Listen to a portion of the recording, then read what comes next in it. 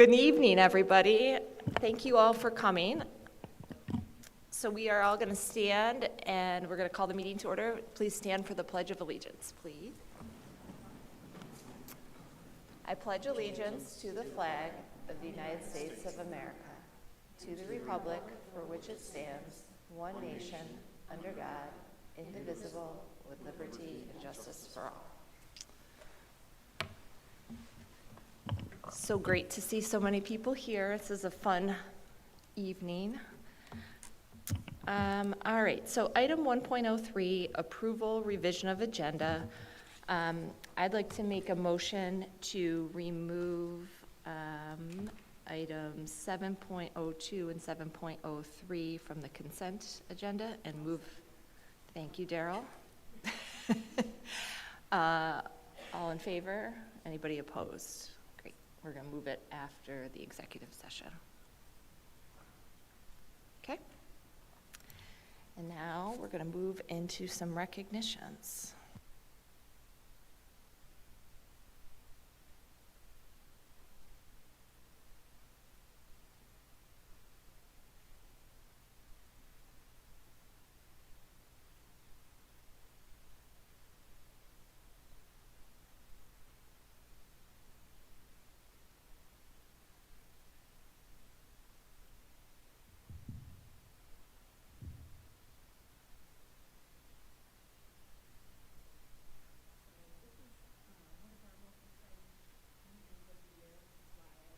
All showed up because it's really fun and exciting. It's been another really great academic year, and it's an opportunity.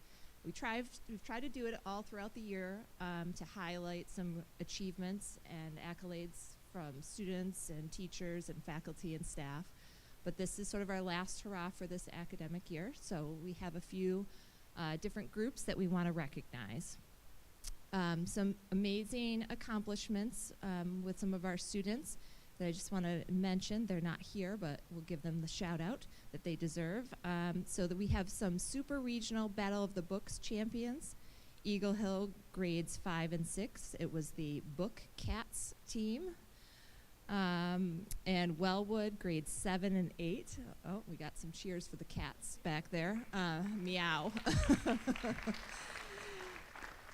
And for Wellwood, grades 7 and 8, we have the Process of Elimination team. So congratulations to both of those groups of students. We also had the FM High School Jazz Ensemble. They brought back multiple awards from the Regional Jazz Festival, including Best Overall Rhythm Section, Saxophone Section, and a Gold Award for the ensemble's performance. And there were also a variety of individual awards for that. So congratulations to all of them. Thank you. Our art students. So we had some national accolades from the New York Times for some photography students from the high school. We had more than 100 honorees for the Scholastic Art Awards, and 3 students were featured in statewide annual Stores All Heist show. So congratulations to our artistic winners there. In the athletics department, so we recently had 22 members of the rowing team competing in the national championships last month. We had our first ever flag football team. They won the sectionals, and they're moving on to state championships. I believe it's this week. Oh, oops, I'm sorry. I guess that was, they won sectionals, and they made it to the finals of the states. In addition, we are exceptionally proud of all of our varsity athletes who successfully balance team participation with their academic responsibilities. Overall, our varsity athletes had an average grade of 92.7, with 17 teams who had GPAs even higher than that. In addition, nearly 88% of our students earned Scholar Athlete honors from the New York State Public High School Athletic Association, and that's really fantastic. So congratulations. And then some additional recent academic achievements include we had an award of a national scholarship to study in Germany, pretty impressive. National Civics Bee State Finalist, Health Industry Leadership Conference Award winners, and numerous World Language Medal winners in all 4 languages. So congratulations to all of you that achieved that. Additionally, the board is very proud when connections are made between our schools and our community. Recently, our Eagle Hill 5th and 6th grades made a connection with the rescue mission in Syracuse, which resulted in over 150 loaves of bread being made at home by our students and their mothers over Mother's Day weekend. Thank you. For the benefit of the rescue mission clients. So special thanks to all of those who contributed to that.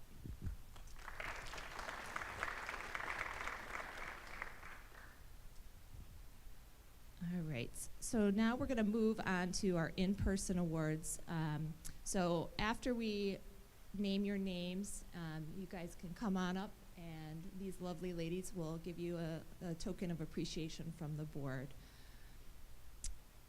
So we try to recognize students, staff, parents, and board members who have had a positive impact in our schools and community over the course of the last year.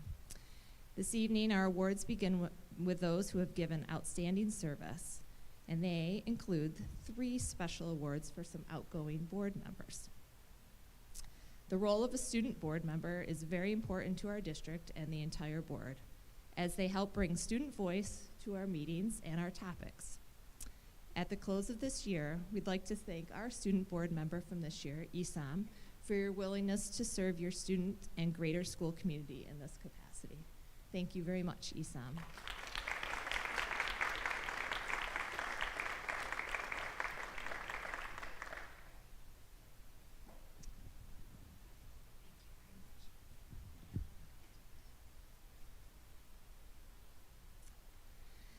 So as many of you know, this year we have 2 members whose terms are expiring at the end of this month. So this will be their last meeting with us, both Cindy Hefty and Daryl Wheeler. I will say it has been, personally for me, an absolute honor and pleasure to serve and get to know both of these 2 very kind and caring individuals. The pride that they show for this district, our students, our staff, and community members is always valued and always makes a significant difference. So we'll start with Miss Cindy. So Cindy has served on the board for the past 3 years, and that's actually how I met Cindy. I didn't realize at the time that she actually is one of my neighbors, so we made that connection through this process. And I have always appreciated and valued the perspective she brings as a teacher and an advocate for students. It's always been clear that teaching was not just her profession, but her passion. She is a terrific listener and frames her thoughts in a constructive and helpful way that invites others in and allows consideration for diverse points of view. And now we'd like to invite Cindy's daughters to come up and say a few words. Surprise!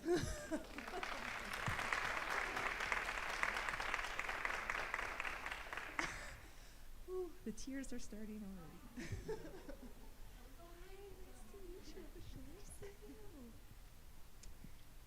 For those of you we don't know, I'm Jenny. This is my sister, Kristen, and we're so grateful to be able to be here for our mom's final board meeting. As all of you know that have been able to get to know her, to know our mom is to love her. She is truly the best person I know. Watching her be a teacher for so many years, to truly love and care for others, and to see that same compassion come with her during her time on the board has been a special thing to see. When Kristen and I both became teachers, many people commented that teaching must run in the family, which I sure hope it does, because the best thing we could ever be is to be like our mom. A little known fact is that when my mom came back to teach at the high school for the second time, it was also my freshman year. We always like to say that my mom and I went to high school together. When it first started, my classmates' reactions were, whoa, that has to be weird to be at high school with your mom, but really, it was such a gift. By the time I was a senior, people were coming up to me, and instead of comments of shock, were now saying, your mom is so great, how lucky are you to have her? Which was then, and still is now, so true. I'm so proud of her for the genuine compassion she shows to others, for her work on the board, and most of all, I'm proud to be her daughter. I get compared to my mom a lot. I have her eyes, became an English teacher, and have been known to act just like her. There is no one else I would want to be compared to. Cindy Hefty is the definition of kindness. She thinks of others before herself and makes everyone around her feel loved. What people don't know is that she has gone through many tough times, but you would never know it. She doesn't complain or say, "Poor me." Most people don't even know what my mom has been through, but I do, and I can tell you, she is about as tough as it gets. FM has always been a special place for my mom. She started working here as an English teacher, started the ILEX, or now Access program, and eventually became a board member. She loves this community and its people. This is one of the reasons that my husband and I will send our children to Fayetteville-Manlius, because this is home. My mom's dedication, kindness, and impact are evident whenever she runs into a former student, even from 40 years ago, who still yells with excitement, "Miss Lansing, you were my favorite teacher. Everyone loved you." And that's just it. Everyone loves my mom, and I couldn't be more proud of all that she has accomplished.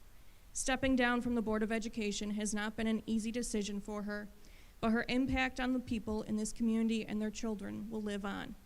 Cindy Hefty is simply the best, and we are blessed to call her our mom.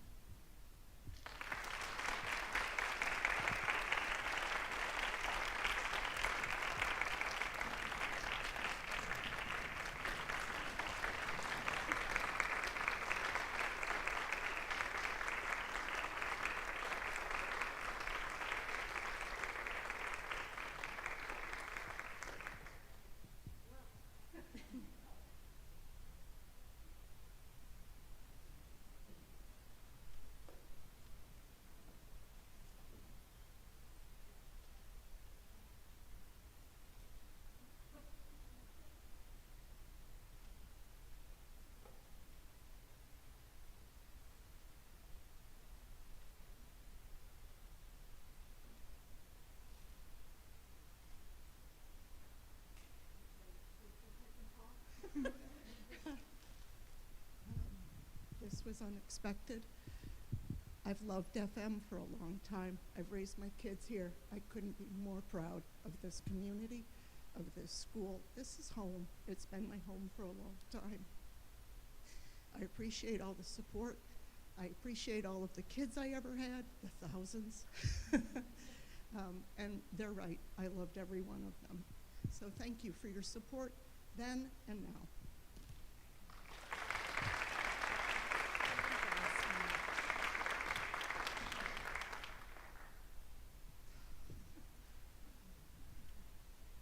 Oh, isn't this fun?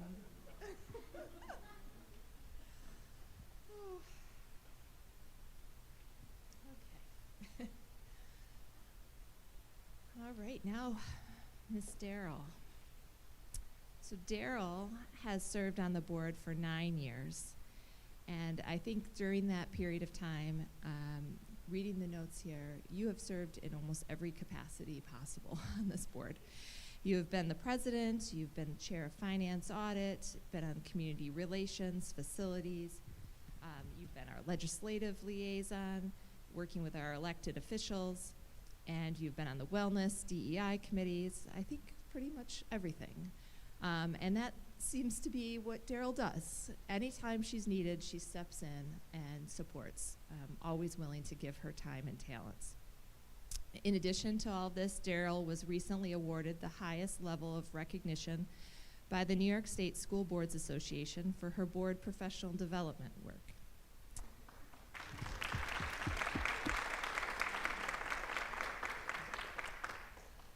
From the first time I met Darrell, her uncanny ability to know every name and detail about every person she meets makes me in awe of her.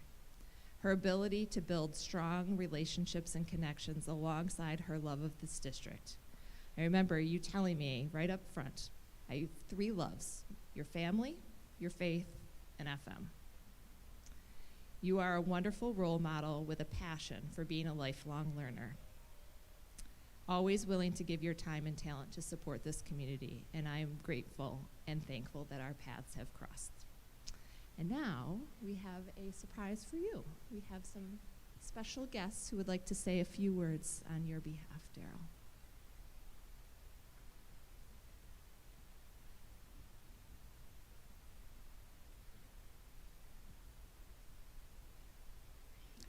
It's very necessary.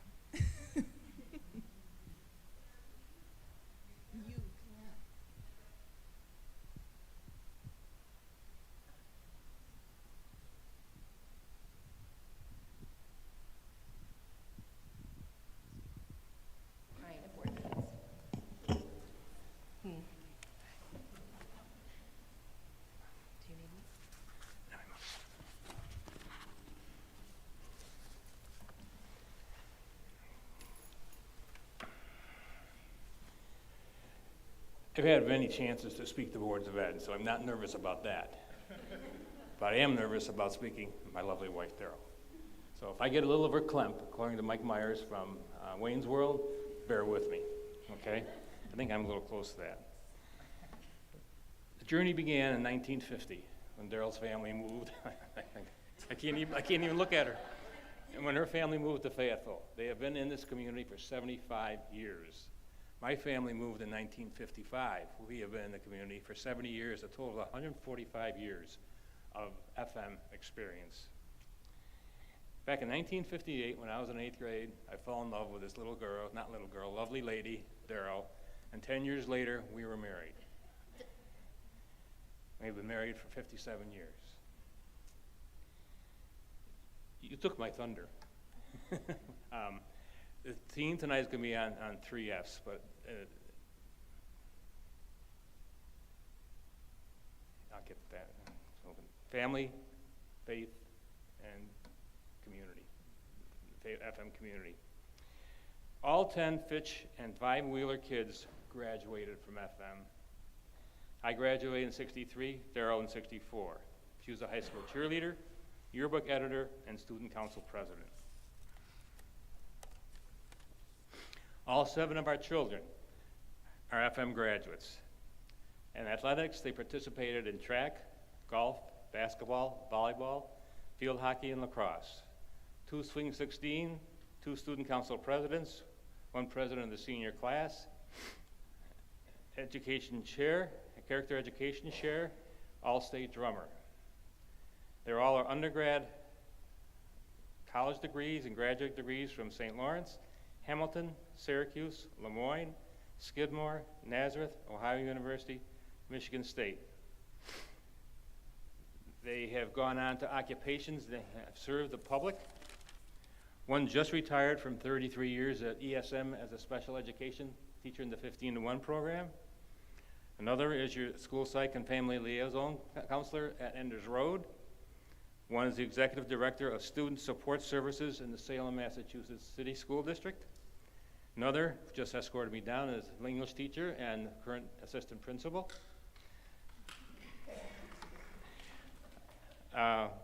Another is a school adjustment counselor in the Cambridge, Mass. City school system who works with 18 to 21-year-olds. Another is the East Coast manager of National Beverage Company.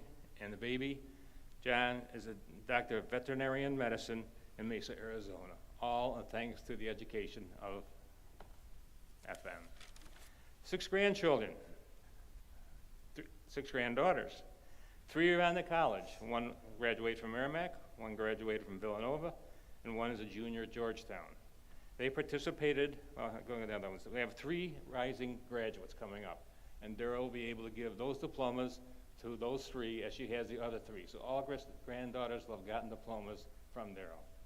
They participated in Swing 16, can't turn this around, senior fall plays and spring musicals, volleyball, soccer, all-state viola, all-state French horn, improv, and captain and crew of women's crew team.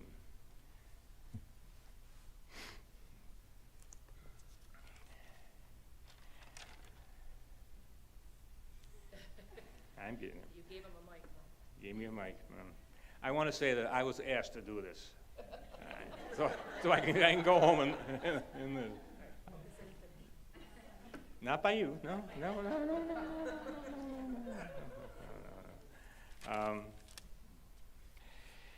three seniors are going to Wesleyan, Vassar, and St. Lawrence University, where she will become a fifth generation Larry, going back to her great grandparents of 1915. Education, folks, education and family. Daryl is dedicated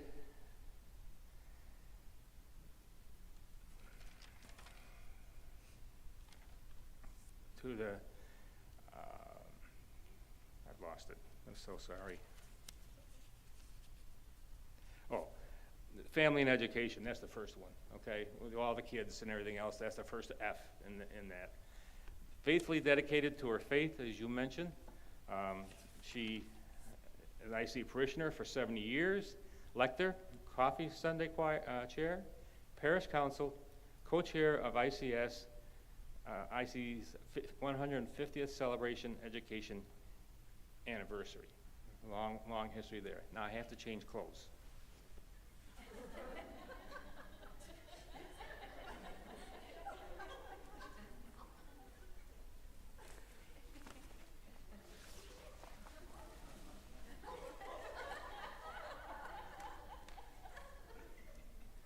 Told you I get nervous.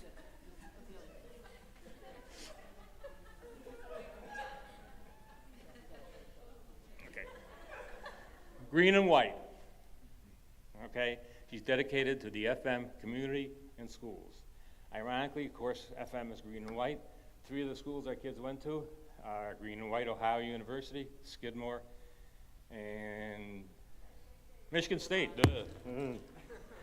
All right, so at the end of my speech, which is coming up very quickly, when I say go green, you have to yell go white, okay? When I say go green, because whenever I wear this in the community and somebody sees it and they're Michigan State grad, they say go green, I've got to say go white, okay?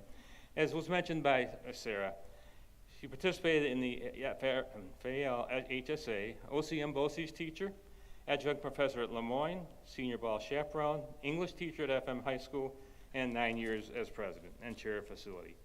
Finally, from the FM alma mater itself, I'm not going to sing this because you would throw me off the stage, if you call this a stage. I would be booed off the stage. Daryl exemplifies in the refrain of the alma mater, Fayetteville-Manlius, boom, boom, boom. Truth shall be thy light. Truth shall be thy light. Pledge us now our loyalty to colors green and white. Truth and light have been your life.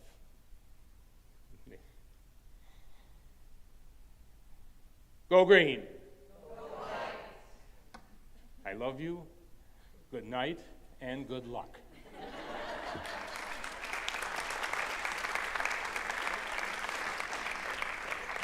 Careful of the step there.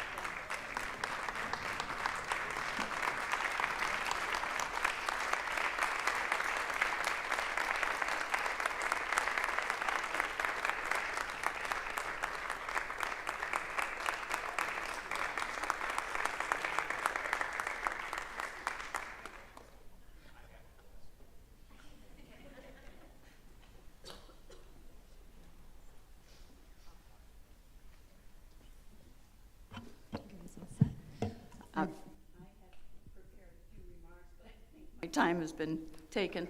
We have many, you know what, we have a lot of students who need to be recognized. If there's time after that, I'll say a few words. Daryl, there is actually another individual in the audience who would like to take a few moments and express his gratitude for your service. Hello, Daryl. My name is Bill Chambers.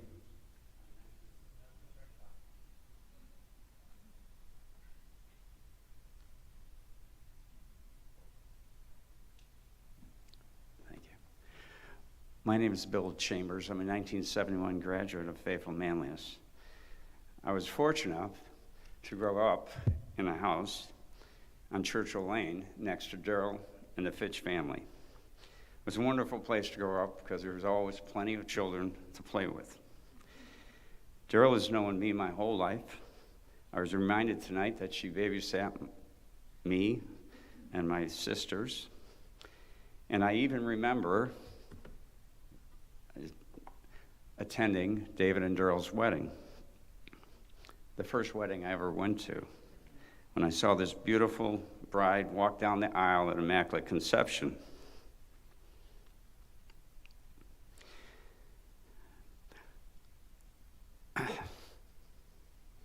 I'm here tonight to thank you for your career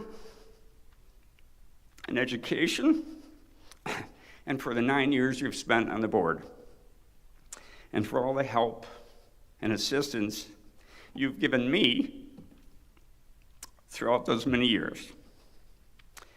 And I know that you have always put students first. So, I'm not much at writing things myself, but I found a quote that I think is appropriate.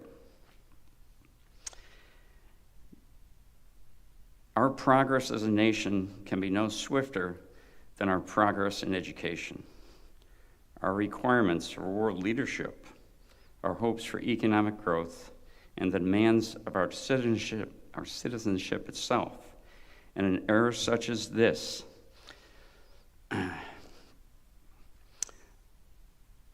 all require the maximum developments of every young American's capacity.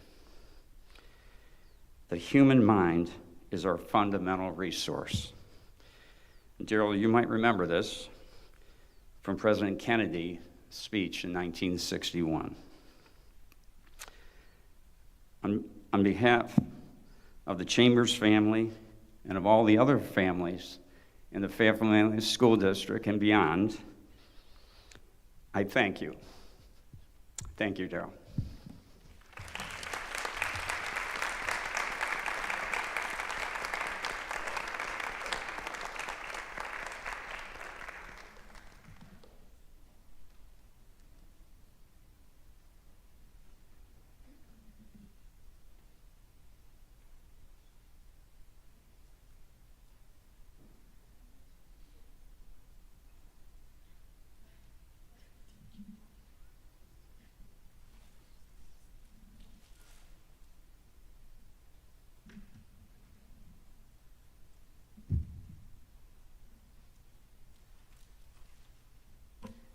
Well, that didn't make it easy. As you might guess, tonight I'm just filled with profound gratitude. As I conclude my 9-year journey on the Board of Education, it's been an honor and a privilege to serve this community, to advocate for our students, and to work alongside the dedicated educators, staff, and fellow board members. 9 years may seem like a long time. It feels like it passed in the blink of an eye.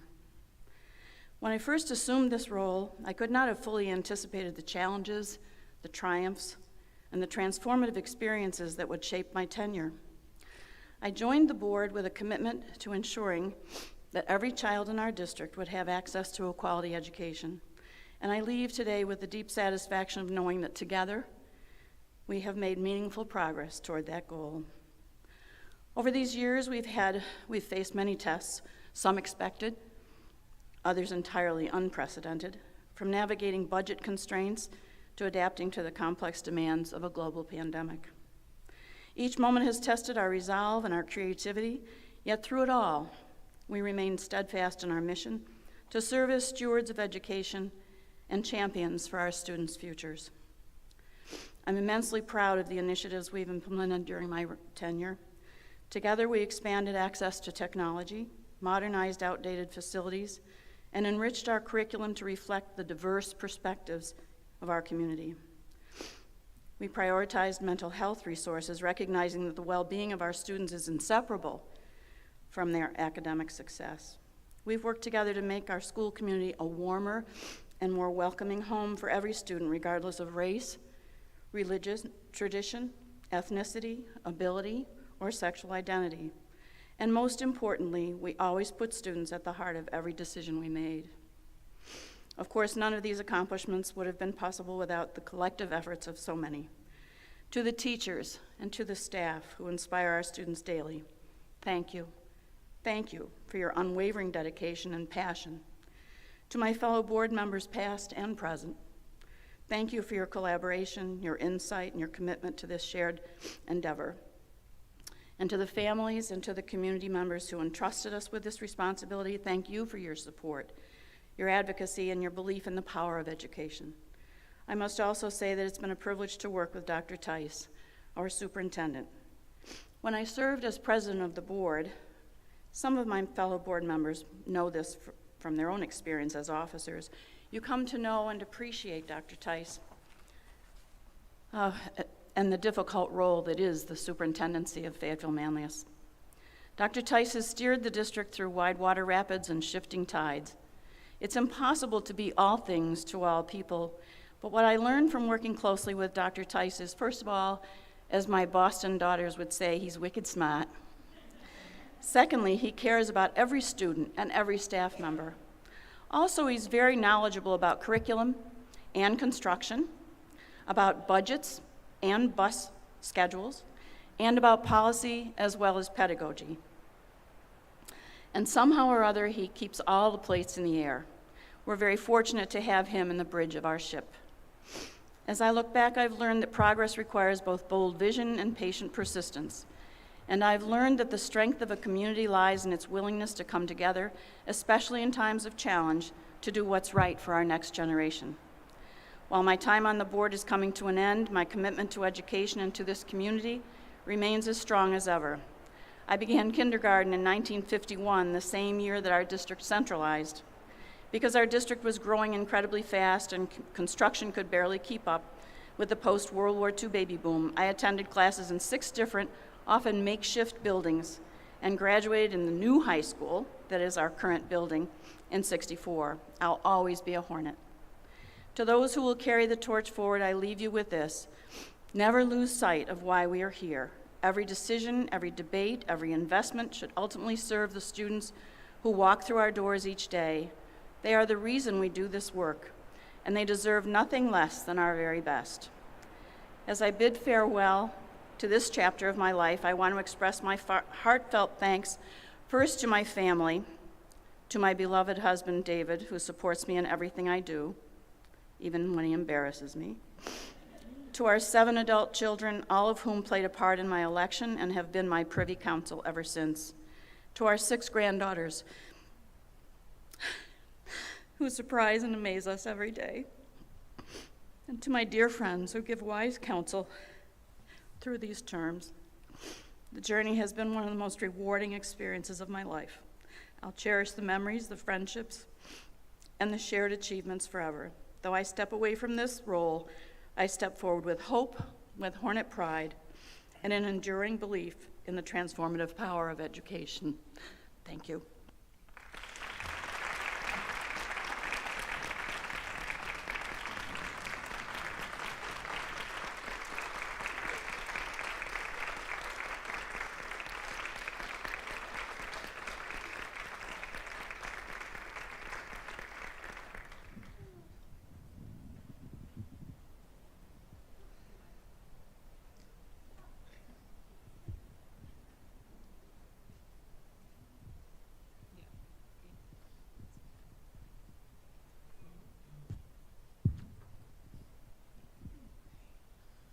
That is a tough act to follow.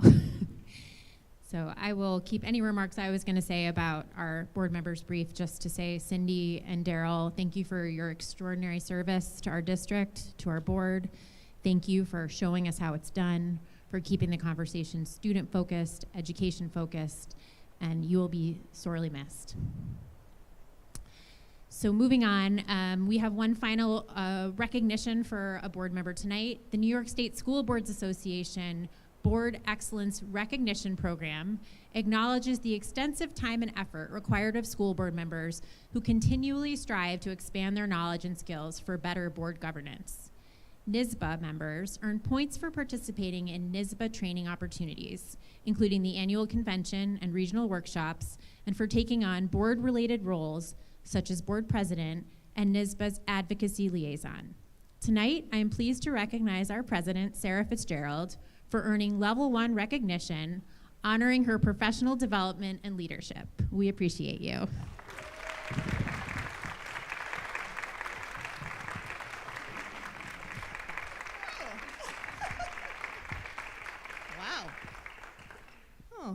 Thank you. Well, that was that's a very nice surprise.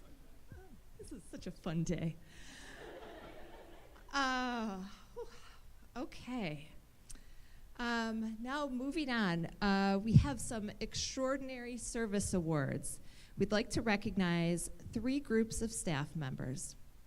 The first is a group of 5 individuals who worked tirelessly this year to centralize and consolidate one of the district's filing systems. Having organized, collated, and filed more documents into more than 800 folders certainly was a team effort. Now, I will have to say, we went to a presentation today from students about the number of pieces of paper we use in the district. I think you probably filed a lot of them over this year.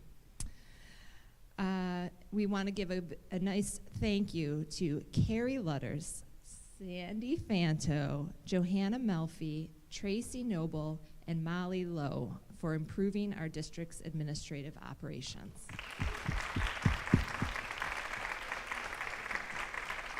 You guys can come right on up.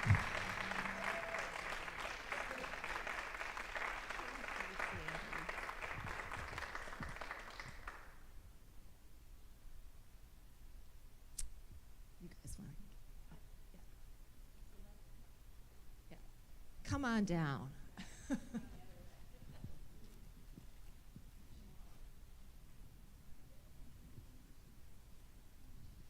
Thank you, guys.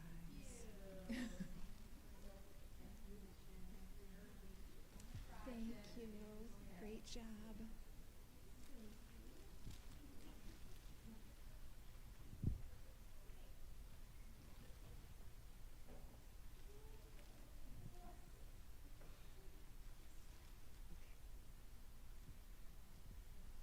Congratulations and thank you for all of your work.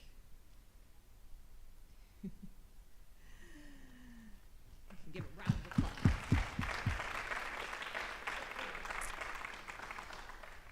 Our second group is well known to our teachers and students. This trio of elementary staff were key players in the implementation of computer-based state testing.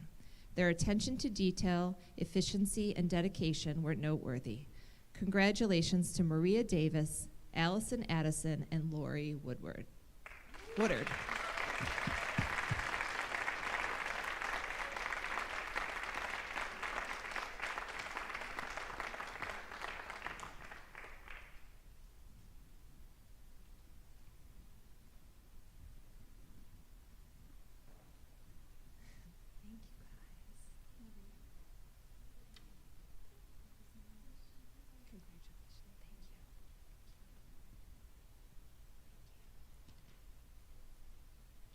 Thank you.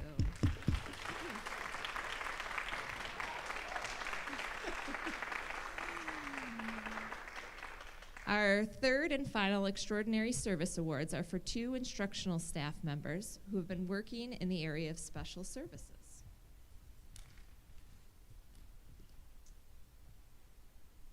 The first is Terry Kitteris. Please, I'm sorry. Karitzis, my apologies. We want to express our sincere gratitude for the exceptional work you've done as our autism and behavior specialist this school year. Your insightful interventions and tireless efforts have played a crucial role in helping countless students develop essential social-emotional skills and achieve greater success. By providing services in students' homes and connecting families with community agencies, you go above and beyond to support the entire family, always seeing the best and the potential in all of your students. You've also worked tirelessly to support our new special education programs, providing embedded professional development for teachers and teaching assistants, contributing to the design of upcoming programs, and always making time to support every school as needed. Thank you for your hard work, compassion, and support.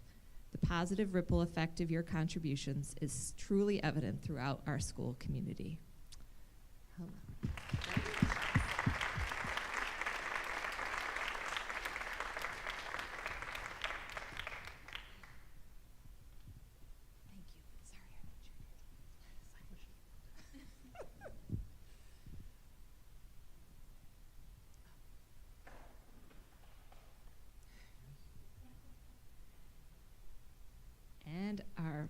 final staff recognition.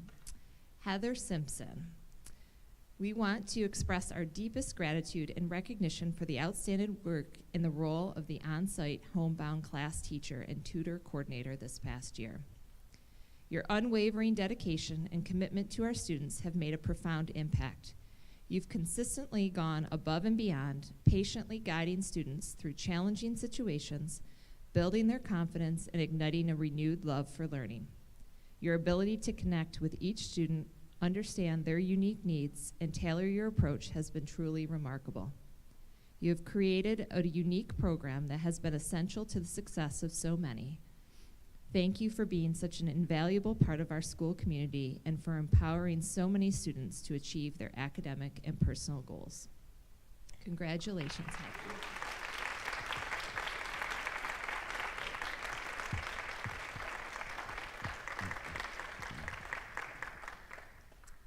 She's pretty good in person.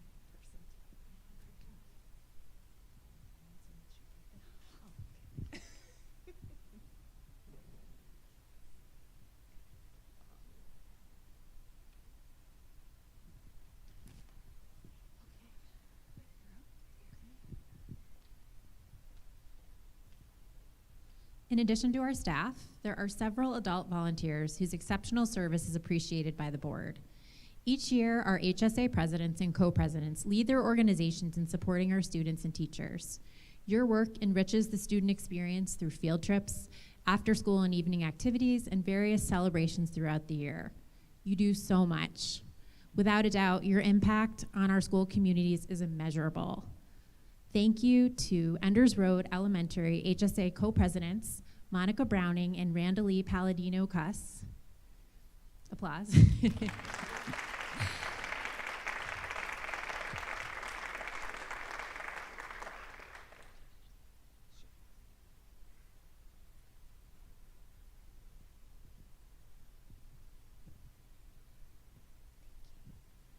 Fayetteville Elementary HSA President Angela Schwenke.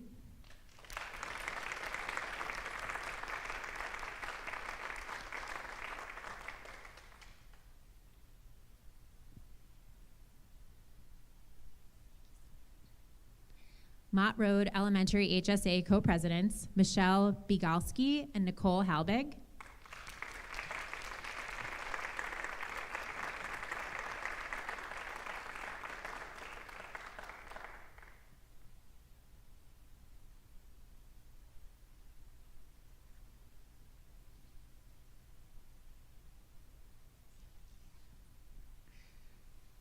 Eagle Hill co-presidents Angelique Massey and Nadia Sai.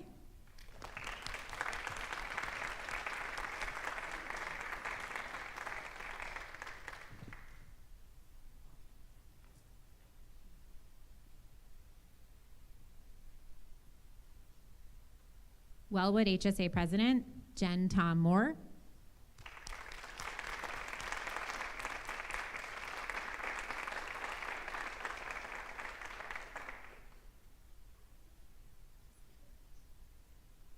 And last but not least, FM High School HSA President Christina Mosier.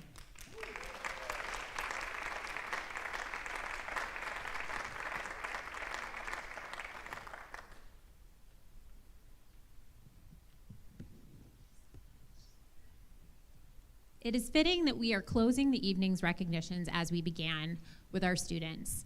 Tonight, we are pleased to recognize 3 students whose activities have not gone unnoticed. 2 of our students have been selected as leaders of the New York State chapter of Health Occupations Students of America, also known as HOSA. Sarita Das was selected as statewide vice president, and Noya Amjad was selected as statewide treasurer.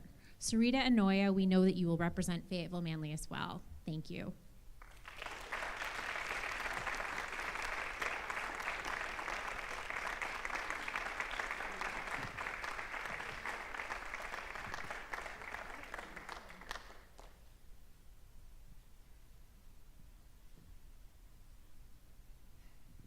Our final student recognition tonight is for a student who identified an opportunity to take classroom learning and apply it to help provide a service to a local community farm.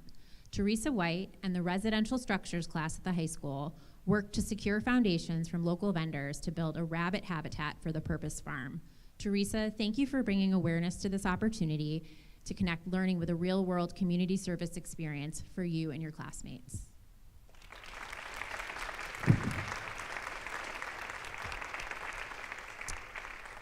This brings us to the end of our recognitions this evening. I know that our board is inspired by our students, staff, and community members. You help make FM a great place to live, learn, and work. Thank you for being a member of our community. And now a round of applause for all of our honorees this evening.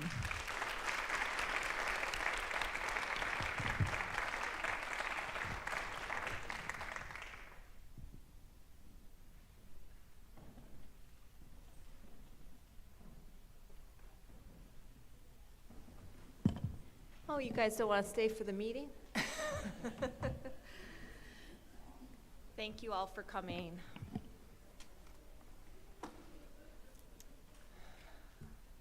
Sounds like the rain stopped too, so that's good. Okay. All right. Moving along. Get started, yeah. We're into reports, so item 2.01, we're going to have a presentation on special services and restorative justice practice by Principal Trish Fogarty. And Assistant Superintendent Evans. Oh, and Assistant Superintendent Evans. Pardon me. That's okay. Good afternoon, good evening. Thank you for letting me speak with all of you today.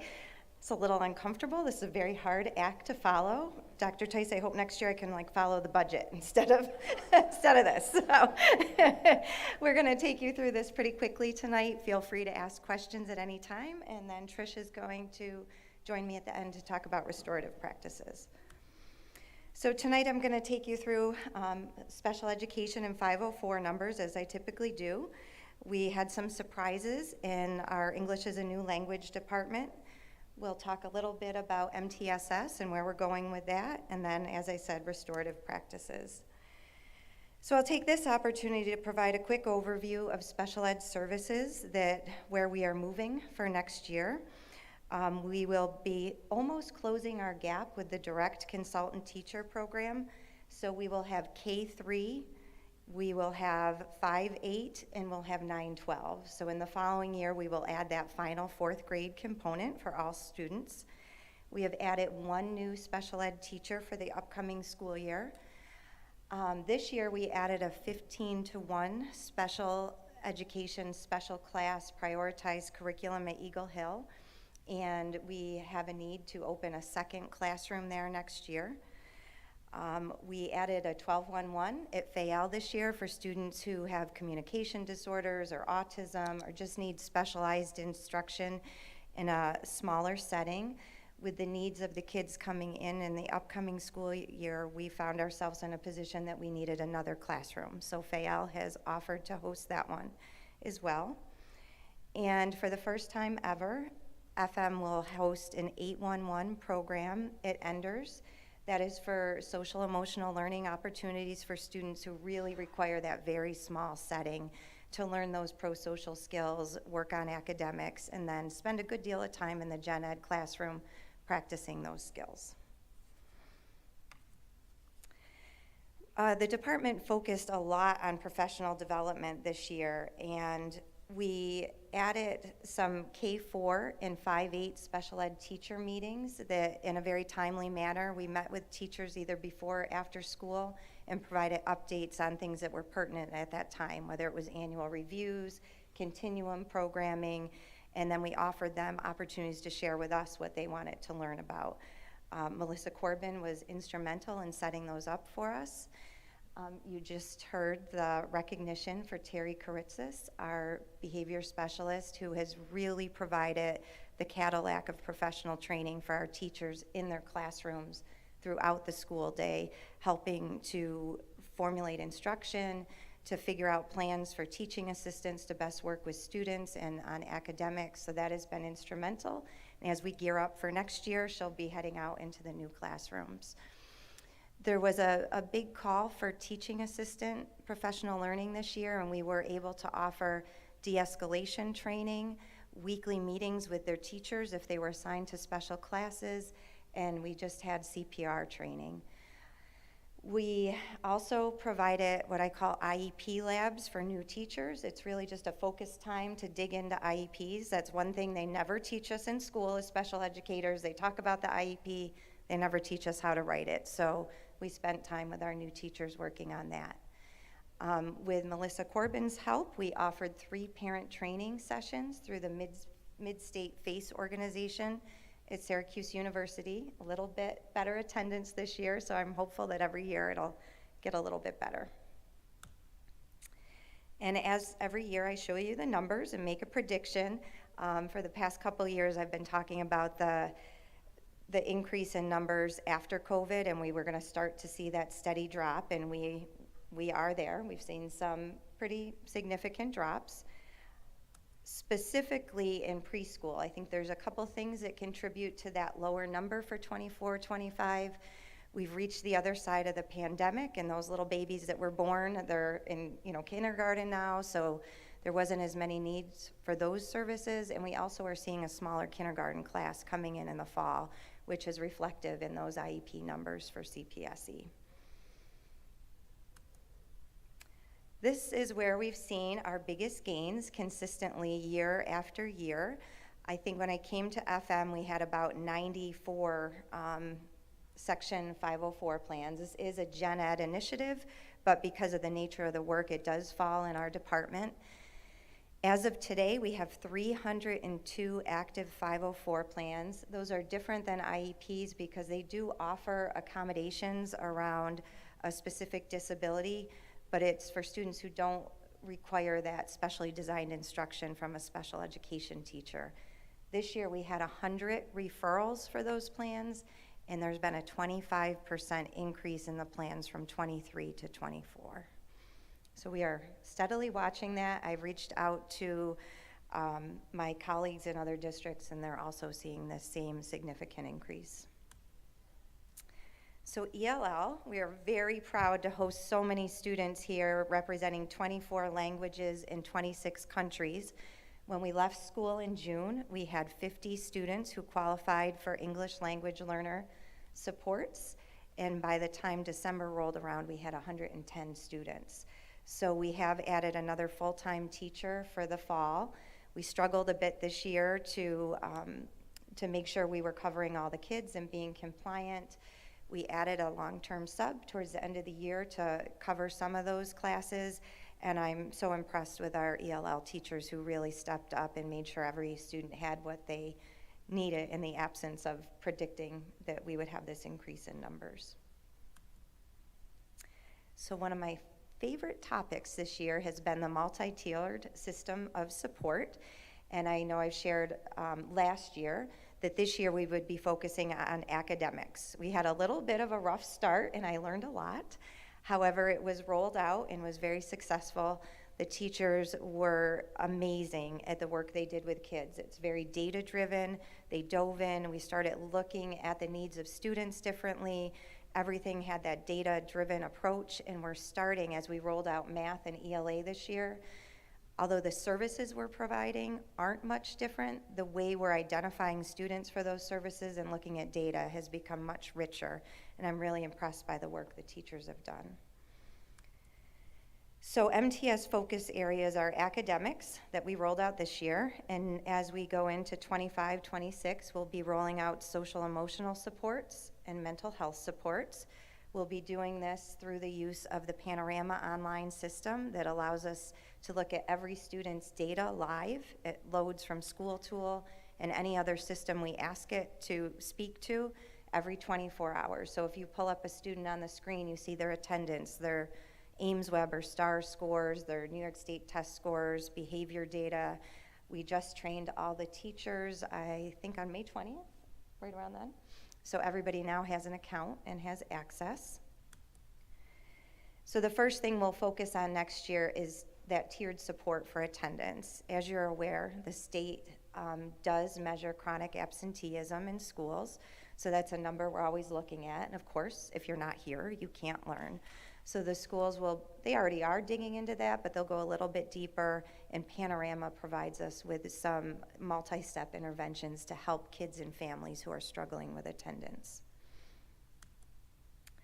And then looking at behavior, this is a topic we talk about a lot, but oftentimes we don't have the tools to address it. So along with Panorama and our counseling teams and mental health supports, we will be able to look at kids through that lens of looking at behaviors that are impacting their instruction and the instruction of others, and put detailed plans in place to help support them as learners. And then really our mental health supports, I know you heard through budget time that we are very, very rich with these supports.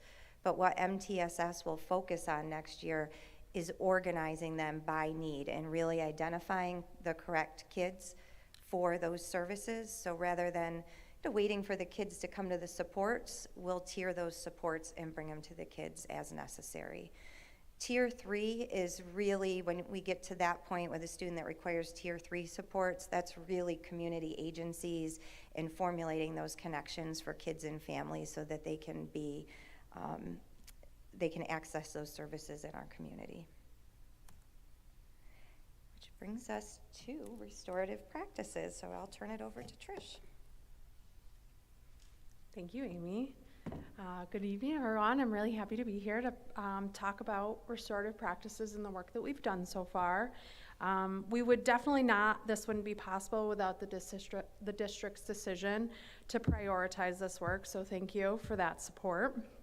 I've been working closely with Amy because the work that we're doing really really is embedded within the MTSS and that work that's happening, so we've been working parallel, collaboratively, a little bit of both. So this year, we have representation. We've developed a district committee. We have representation of about 20 people, and the representation on our committee includes all buildings, including the district office, and also people in different roles, from district office roles to building administration to teachers to teaching assistants. So we really have a diverse representation on our committee. I actually invited, some people were here. I don't know if anyone wants to. I see Vanessa back there. She's one of them. And Amy and Catherine and Carrie Letters, they've been a part of this work. And Heather, she was here. It was acknowledged. So those are some of our current members. I appreciate you. I don't know if you're here for that or not, but I appreciate you for being here. So far, I'm gonna back up in a minute, but I want to share that some of the work the committee has done is to develop a vision statement and a mission statement for what this work is going to be at FM, and so I'm just going to take a minute to read that. At Fayetteville-Manlius, we use restorative practices to intentionally build, maintain, and repair relationships within our community. And our mission is to recognize the inherent worth of every individual, foster trust through meaningful engagement, and address conflict or harm collaboratively. By focusing on accountability, inclusion, and healthy relationships, we support personal growth and a stronger, more connected school culture. So tonight, with that, I want to highlight where we were, where did we start, and where we're going. Last summer, I was fortunate to attend a 3-day conference put on by New York State Education Department. It was free, and it was a leadership training for implementing restorative practices in the district. There was a group of 4 of us that went. In September, we had a follow-up planning meeting with the training facilitator from that workshop, and then the district's decision to really prioritize this, so I took the lead with that, and we established a district committee which started in December. We meet monthly, and I have to give credit to where credit's due because we meet at the end of a long day from 3:45 to 5:30. So this group is coming together, and I really appreciate the time that they're giving up to prioritize and do this work with me. Our focus as a group has started with building foundational and common understanding of what restorative practices are. We started that with two books, the Little Book of Restorative Justice and Education, and also which gives more knowledge around what restorative practice is. And then we're also using Circle Forward, which talks about circle practices and gives really step-by-step how to implement those. In addition to that, we've read several articles, or they have had access that we've shared looking at some of those articles to continue to build an understanding of what restorative practices are.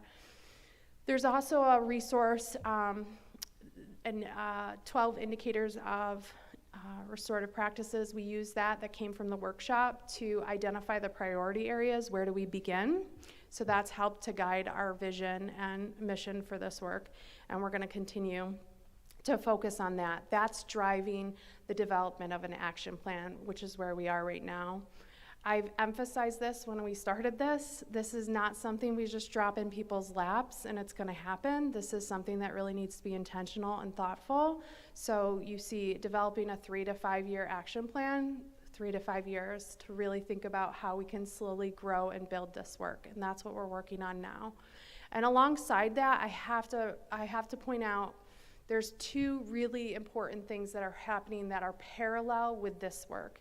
That is, one, our assistant principals have had the wonderful opportunity to work as a collaborative group this year, and they're really focused on the code of conduct, and they've made some adjustments to that to start moving us in the direction of supporting restorative practices, and that work will continue into next year. And then the other work is the MTSS work. If we go back even to the CRSE framework, restorative practice is really grounded in relationships. Welcoming and affirming environment is something we've been focused on as a district, and this supports that work and grows it. So we think about the social, emotional, and the behavioral supports that we're looking to build. This will dovetail right into all of that very nicely, and I could look forward to continuing that work with Amy and our committee and our district. I'm going to turn it over. Are there any questions? I guess, Amy, with all of the MTSS assessments that are going to be happening on social emotional, do you feel like that will give you data to know if you have the right staffing and the right types of supports available, or do you kind of have a sense of that at this point? We will be using panorama surveys this year, and Heidi may be able to speak a little bit better to the surveys. She's really spearheading that part.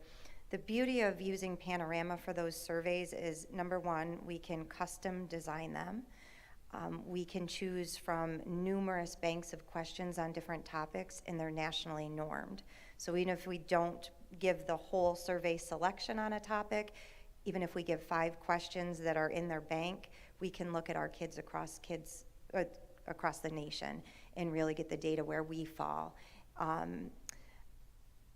I'm sure it will let us know if we need more supports, different supports, if we're using the supports we have appropriately, but it will really give us the pulse on where we need to move with those services. On Friday, our counseling team, the all school counselors, K-12, the family school liaisons in every building, the school psychologists, spent the day preparing for next year for the Panorama surveys. So we haven't even shared this with anybody in the district yet, so this is breaking news, and I don't know if it's the right news, but I just thought I would share that our intent is to ask quarterly in the middle of every marking period. We're going to do a survey with the students, and the folks spent time figuring out which of those categories of questions we were going to survey the students, and next year's a baseline, so it's sort of a starting point, and we discussed, should we be asking as many questions as we can, or should we sort of be implementing first quarter, third quarter the same questions, putting some interventions in place and seeing the growth that we have in between. And so that seems to be sort of the route that we're going to go for next year. Again, principals haven't even been exposed to our ideas yet, but that's something that we're excited to share with them and hopefully put forth next year, so that hopefully we'll get some of the feedback that you're asking about. That's great. Thank you.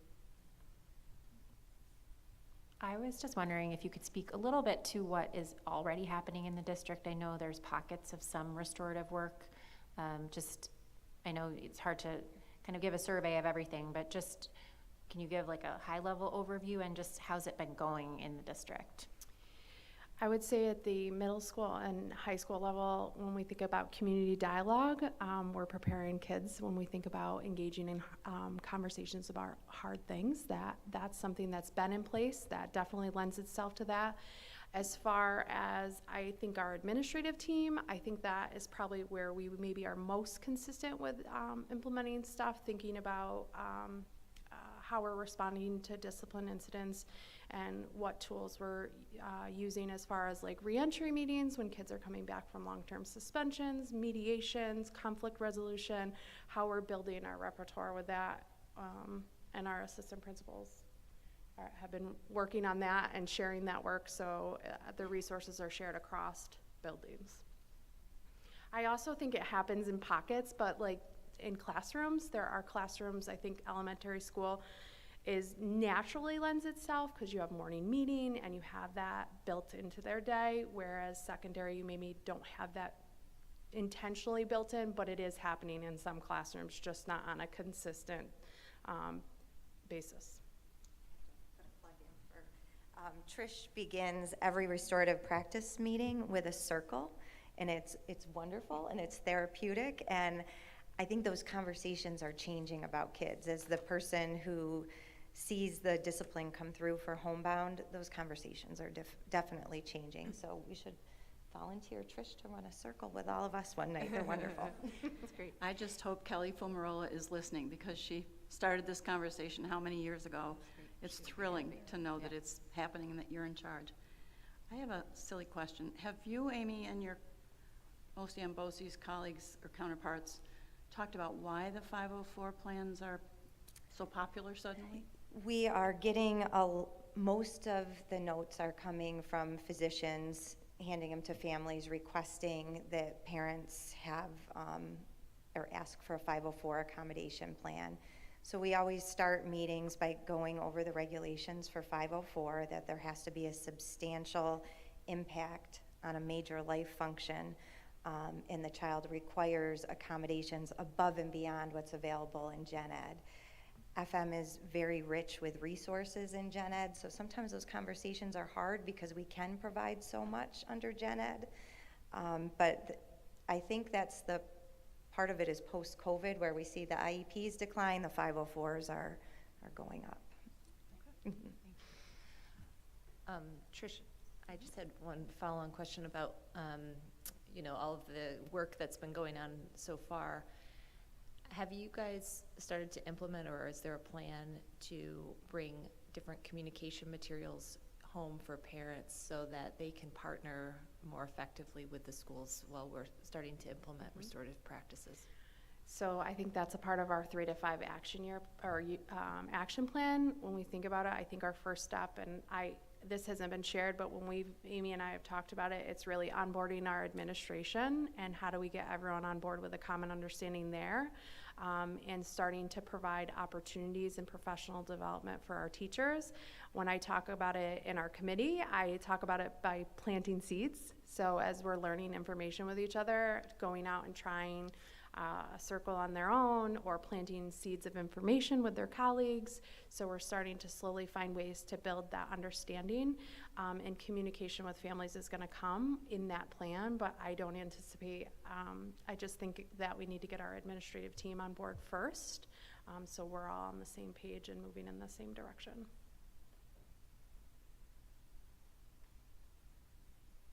So I'm definitely interested in learning more on the plans, the action plan piece on the restorative practices, and how, and you may not have this information tonight, and that's fine. It's just what the rough timeline expectation would be to actually have a concrete action plan, and how that really intersects into the existing code of conduct and disciplinary provisions in that, so that we have consistency across the district, where you're doing restorative practices here and code of conduct strict here, and just is this a plan for a district-wide implementation, or do we start it at the K4 and implement it as they grow through? I'm just very curious on the planning and implementation part of this. So we've started to develop the plan, and certainly I will plan to share it with you once we have it a little more solidified. And certainly I think Amy and I have talked about 1 year, 2 year, 3 years. So as we are starting to move through it, the plan might evolve. When we were at the conference, I did get to see 2 versions of implementation in the district. One that started tier 3 with their disciplinary and worked their way back to tier 1, and another district that worked with tier 1 and moved it that way. So that's a decision that we're going to have to make. And I'm lost your one question. Code of conduct. A part of that is at what point do we look at the code of conduct and make sure the code of conduct reflects the practices that we're using. So we've started to look at it, but we haven't made major shifts, and those major shifts are going to come when we're really at the point of implementation, and that's a tier 1 approach, not just tier 3. I hope that answers it. But I will share the action plan once we have a little more finalized with the group and with Dr. Tice. Any other questions? Great. Thank you both very much. Thank you so much.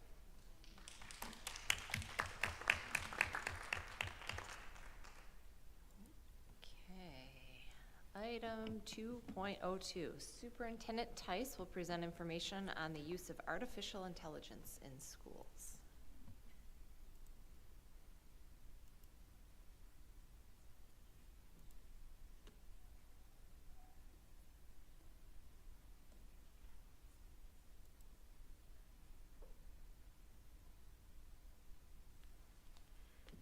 Oops, it was the other one first.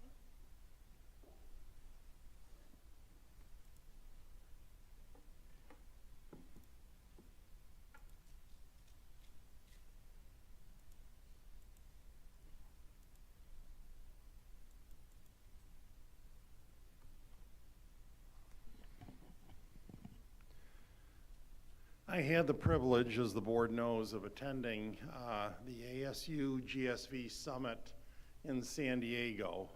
It was an expenses paid by the summit to try to get educators out there, because it is a joint effort in trying to have everybody work together. So tonight I'll save you the theatrics and the comedy. I was going to pretend not to have prepared for tonight, and then come up here and use ChatGPT to ask it to create a slide deck for the presentation, kind of at a moment's notice. And you can see here what ChatGPT came up with. If you think about it, a search engine is a single dimension. So I could go to, on the cell phone, the app that would give me the conference agenda, the presenters, and so forth, and it's a single dimension. In terms of machine learning, for those of you that aren't familiar, artificial intelligence is really 3-dimension. So as you go through this slide deck, not only does it talk about what ChatGPT came up with, the conference, the themes, it talks about the intent for the personalized learning, the partnership with K-12 education, ethical and equitable use, and it goes through a lot of the different themes, as well as the key presenters that gave the keynote presentations from Arizona State University, as well as Global Silicon Valley, and then the applications in education. And so I think ChatGPT did a very good job in terms of thinking in 3 dimensions, not just pulling from a spreadsheet that listed the agendas and the speakers, but really tried to cross-cut through everything that the summit had to offer. But what ChatGPT cannot do is that interconnectedness, that human element. And so you will note in your backup information is, I can get it started here, is the human portion of the slideshow. And so this is the one the human created on the same material. And I think that's the message as we go forward, as we debate policies going forward. The summit was very impressive. You've heard me say before at the board meeting, with the presidential initiative to dismantle the K-12 Department of Education, that the attack will be on public education, but it's going to come from the larger conglomerates. It's not the charter schools. It's going to be Microsoft. It's going to be Google. It's going to be Apple. And so what I saw as part of the summit was really an attempt to try to connect with the K-12 sector. They really do want to partner and work together. And what was interesting is the summit is also part of the trade show. So what you see there is the show is actually going vendor to vendor in terms of all the different products that are out there. They actually have light pens where you can pick up any book and it will read the book to you. In the old days, it would have to be a special book. It would have to be special software. Now everything, thanks to artificial intelligence, is in the pen, and as it reads the book, it will speak out loud for a student who may be ELL and just learning the English language. So the part of it was very interesting, looking at meeting with the vendors and the trade show, but also it was going to the summit as well to hear from some of the keynote presenters. And it really is that partnership between the tech sector and, in this case, Arizona State University, to try to bring everyone together under the same umbrella. Michael Crow, the president of Arizona State, was there, as was Michael Moe from Global Silicon Valley, and they delivered great keynote presentations. Actually, it was the first conference I've ever attended where the keynotes were over the meals. So the meals were included as part of the package. There was nothing extra, but you were there to listen to the keynote presenters as well. It was also the summit, you may recall seeing in the media, where the Secretary of Education, Linda McMahon, presented. And for whatever reason, we were all seated at breakfast for her keynote at the beginning, which was moderated. And probably for the first 5 minutes or so, she referenced it as AI, for artificial intelligence. And then for some reason, she flipped the script. What's that? Is Chrissy's laughing, to A1. So it was Kraft Heinz that took it upon themselves to capitalize on her comment, which said it was important to start them in kindergarten with A1. So Kraft Heinz sent the ad out. They agree, best to start them early. I like this one that went out for almost everything, almost.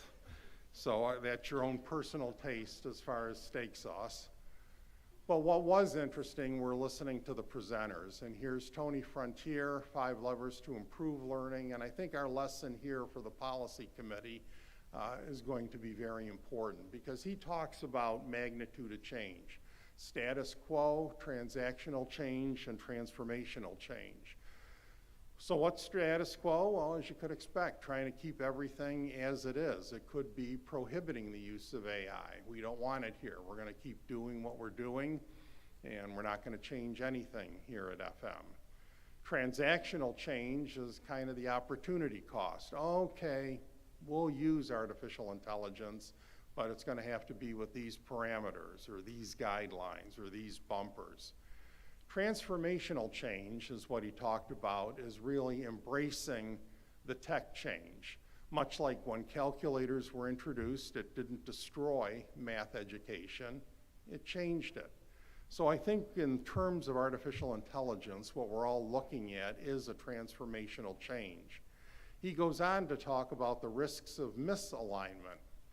If you try to preserve the status quo during transformational change, it can leave teachers and students preparing for a world that no longer exists.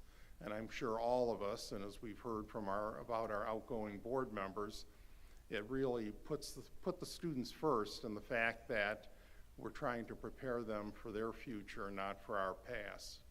Similarly, trying to put in transactional type solutions for transformational changes, we're going to get tied up in the opportunity costs. We're going to lose the benefits of what we can actually use artificial intelligence for. So how should we respond? Well, I think what we're going to have to do is really embrace what artificial intelligence means and learn to change the ways we instruct. I think we think it means little effort, but to try to keep the lid on it from this quote is going to be counterproductive. It's going to be more work if we just try to prohibit it, because we know students are going to use it, and we don't want to have a case where the haves have access to it and the have-nots do not. Using a transactional approach, we will try to regulate things we cannot regulate. What's being used at home versus what's being used in school. We're going to end up chasing our tail and trying to regulate things that are beyond our locus of control. So in terms of a transformational approach to AI, it means thinking big picture about the ways we work. It means creating opportunities for the content to be accessible to all students, and you heard a little about that tonight. All of us have tried to embrace a welcoming and affirming environment, and the work that's been going on with Dr. Madden under Dr. Daughton's instruction has been very, I think, transformative in us rethinking and relooking at our curriculum. And it talks about the personalized learning piece of it, meeting learners where they are and helping them move forward, letting them use AI. And it's not just turning in the assignment, it's not the product, it's having questions on what they learned. AI could be used for diagnostic prompts, could offer quizzes, address misconceptions, and provide that all-important informative feedback. We also learn, as I think back to my strategies class in college, we learn by specific exemplars and non-exemplars, and AI can help regulate that. We see that in the gaming platforms that the students so love to play. It challenges them at their level.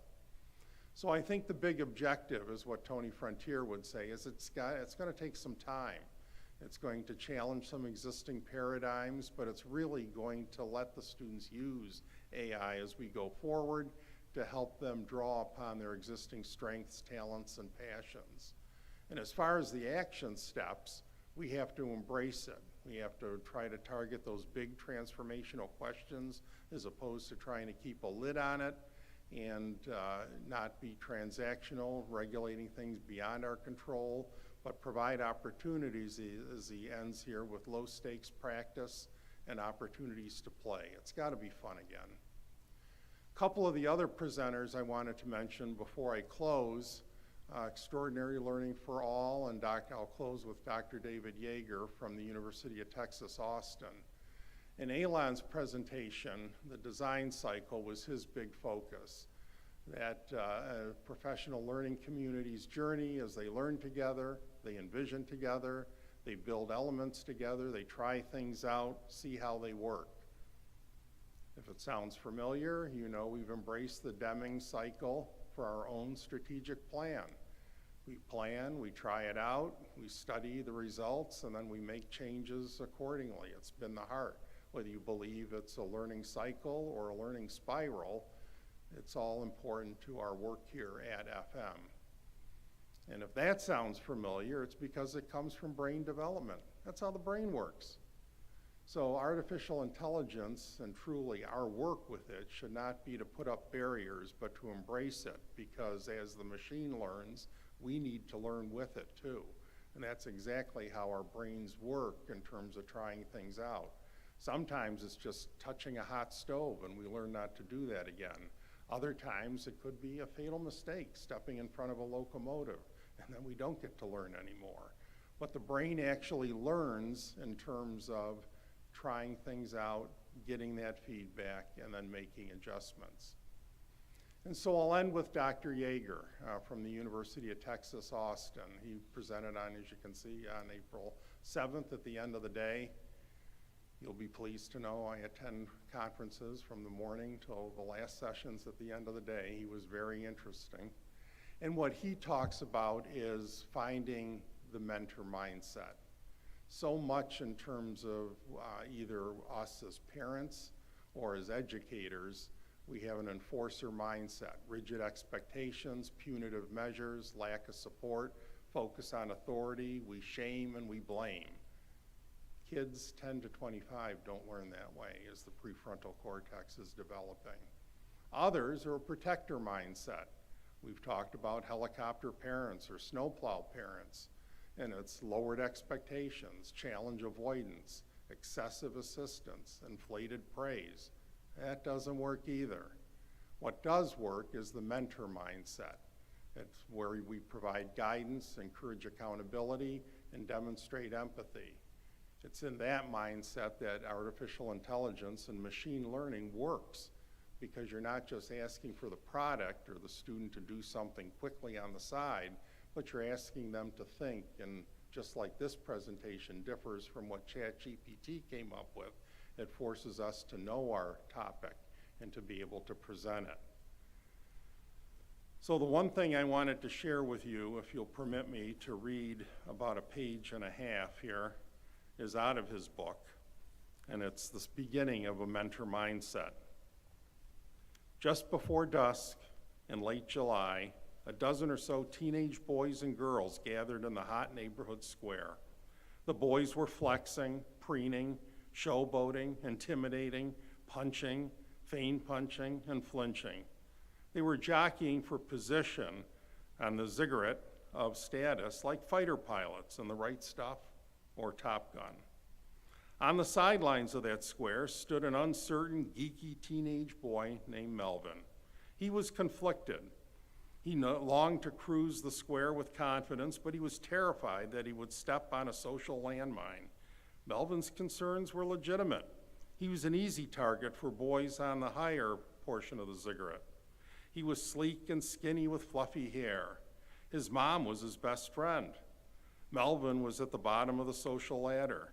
He watched the status Olympics from afar like a kid who couldn't muster the courage to hop into a game of double dutch. This was the problem for Melvin. To most adults, status work among teenagers seems frivolous. An anthropologist like Dr. Rachna Reddy, who observed the scene, sees it differently.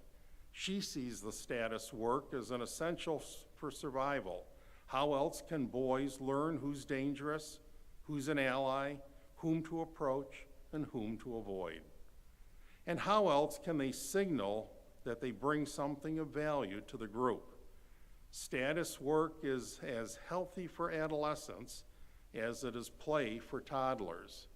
But here's the thing, status work can be subtle. To understand the nuances, you need to see it up close. There were a million little rules to obey, but none of them knew them. This was from Michael Lewis's book, Liar's Poker. They're constantly at risk of being ridiculed or even worse. A few weeks prior, one of Melvin's friends tried to join the group. He got beat up by a dominant guy. Later, another friend tried to join. He was ignored and soon retreated. For whatever reason, that afternoon, Melvin got lucky. Dexter, a much older guy with nothing to prove and the freedom to be benevolent, noticed him. Dexter had the kind of cool confidence that came from being earned in a safe place on the ziggurat of status. Dexter allowed Melvin to follow him around, to join the fray. Dexter wasn't necessarily affectionate. He tolerated Melvin's presence and subtly guided him away from behaviors that could evoke the ire of the older, stronger boys. This provided all the opportunity Melvin needed, Reddy explained to me. Dexter took Melvin from the nosebleed section of the status Olympics to the bench of the winning team. He saw the social status landmines and learned from Dexter on how to avoid or diffuse them. With Dexter as a mentor, Melvin became a social learning machine. What did Dexter get out of it? He got an ally, and it cost him next to nothing. Years later, Reddy checked back on Melvin. She was amazed by his transformation. He was confident, respected, strong, and well-adjusted, not too aggressive, not a pushover. He had learned to climb the ziggurat of status. He was doing better than ever. I'm so proud of him, Reddy told me, even though she hardly knew him. What Dexter did for Melvin is mentoring in its most basic, most primal form. I say primal because Melvin and Dexter are chimpanzees. They live in Uganda. The anthropologists, Dr. Reddy and Dr. Sandel, have been making striking discoveries about the evolutionary roots of mentorship and other forms of social relationships. Reddy and Sandel, to the surprise of their entire field, discovered that the closest ape to Homo sapiens relies on mentors like Dexter for survival during the critical transition from adolescence into young adulthood. In other words, chimps mentor. And I think the lesson for us is if they can do it, we can do it. AI isn't something to be scared of. It's something to work with and to mentor and to learn from as we learn with the students. And so ending with the framework of the mindset, high standards, high support as we go into the future of artificial intelligence and try to leave behind more of the enforcer mindset and the protector mindset. Questions?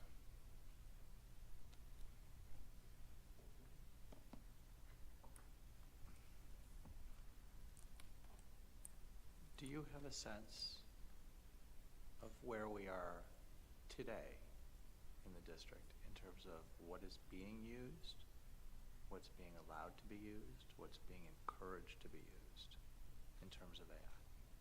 We're working through it right now. I mean, it started with Mary Petroulis working with other library media specialists throughout Central New York. And so we're taking a look at putting a framework together. So I asked Dr. Doughton for an update with this. This is something we're currently working on. So I ask that because it's an area of deep concern for me. So, I mean, our company is one of the leaders in AI implementation, and the things that we are doing is at the speed of light. And I'm concerned about this because we started talking about AI here at the board table 2.5 years ago. And our normal processes at FM is to be very deliberative in study and review, in PD, in pilot. By the time we get to the end of that normal process, we aren't going to be where we are today in terms of AI. We're going to be 1,000 steps further ahead on it, and we come out 1,000 steps therefore behind. And so it's one of these areas where I'm just very concerned about following our normal processes, because what can be done already today is truly transformative. I mean, we generally don't read emails. We generally don't write emails. We edit emails. And that's just one example. And slide decks are all about what the prompts are that you put in and what generates out, and we're not spending time on those. And so I'm just genuinely concerned about how do we move our processes, our normal processes, to a different type of process at an accelerated time frame because of the nature of the speed with which this is moving. Yeah, I think we're literally going to have to change the way we teach. I mean, you've heard me preach on personalized learning since my arrival here. Eventually those lectures will stop here in a few months. But I just think that we've got to be able to embrace it as a tool, much like the calculator. I mean, it didn't end math education. It really just changed it. It enhanced it. So I totally agree with you. I mean, I just think we have to get past, and that's what I tried to do tonight, get past the status quo, get past the transactional part, and really, as you said, embrace it for the transformational change that it's going to level the playing field, upset the playing field, depending on how you look at it. And we can't allow, and I think this is where you're headed, we can't allow the haves to have access to it and the have-nots to be not permitted to use it. We're going to have to embrace it encourage students to use it, but also to be able to explain their reasoning. It's going to come down to the skills. As I presented, I looked at Daryl and Cindy and some of the other educators who know Vygotsky's work and constructivist theory, and it really goes back to that. If the machine can learn, if the computer can learn, like in your business, it goes back to Vygotsky and social constructivism. And the meaning comes from not just the content. And I think over time we kind of got away from it, and I know that's what you're worried about us playing catch up from. And it was about the social skills, the processing and the interaction. And that's what humans can do that machines aren't able to do.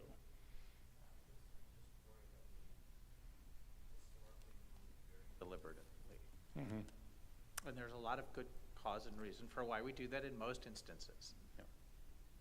This just isn't one of those instances that where that time would be in our favor. It would be very against, and I get very concerned about sending our students out of FM, whether it's to school or whether it's into the workspace, where high-level proficiency of use of this is not a want, a need, it's an expectation. And we have to be able to be prepared to meet that, like, today. I imagine, since Dr. Bill Daggett was here, I'm sure there are teachers using it effectively. Am I right, Catherine? Dr. Doughton? Yep. And as you know, that's what Dr. Daggett tried to do, is show how teachers can use it to save time. And yes, so I think ever since we created that sort of foundational understanding with faculty last year, we've continued to grow. So from the Tri-State group and their recommendations on tech to the digital literacy courses that are being put forth by our curriculum specialist, as well as the work that's being done in the AP collaborative around the code of conduct. We're really wrestling with how is it being used, but it is being used. At Friday's staff development day, Dr. Madden led us in a fishbowl conversation around how we're using AI in classrooms. And what's really interesting about that is it's a great cross-section of humanity, right? Where we had teachers raise their hands of, this is a big deal in my classroom right now, to teachers who say, it's not really a part of my classroom right now. And in that fishbowl conversation, we had teachers all speak to how it's being used. So we had high school science teachers talking about the incredible ways in which AI has presented opportunities for students to really dig into really complex data sets that they wouldn't be able to use without that technology, whereas humanities teachers were worried about making sure that writing that was being produced was done in a way that was ethical, as well as, informative and truthful. And so I think one of the things that's coming out of the code of conduct work right now is that AI sits where most districts have it, which is in the academic honesty portion of the code of conduct. But Mary Pedroulis presented some of the work that was done with Syracuse University and her group over the summer. And in working with the assistant principals, I think we have a nice framework for how we might think about rolling out how we use AI in classrooms, which is really just a broad spectrum, where teachers can say, it was really color-coded, and we can share that with you. The teachers can, in any classroom or any assignment, say, this is a green assignment. You have the ability to research, you have the ability to use it to edit, you have the ability to help it create a draft, all the way down to red. There is no way that AI is to be used on this, in this assignment at all. That is all well and good. The harder part is how do you make sure that that's enforced? And I think one of the things we talked about on Friday, and this is something that I've talked about in a couple of different groups as well, is how do you prove it?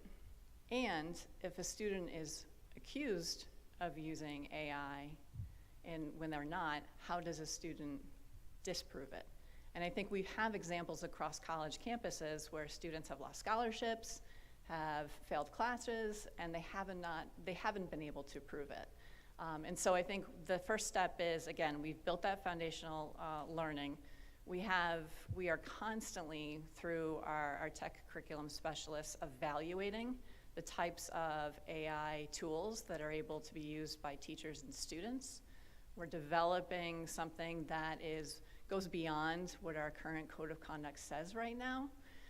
And I think the next big question is, how do you, there's no such thing as like turn it in the way that we used to use it for AI. So the next piece is, how do we evaluate it if we think it's happening? That's something that I think Mary can tell you even colleges are wrestling with right now and don't have an answer to, because the technology is moving so quickly. But we're on it.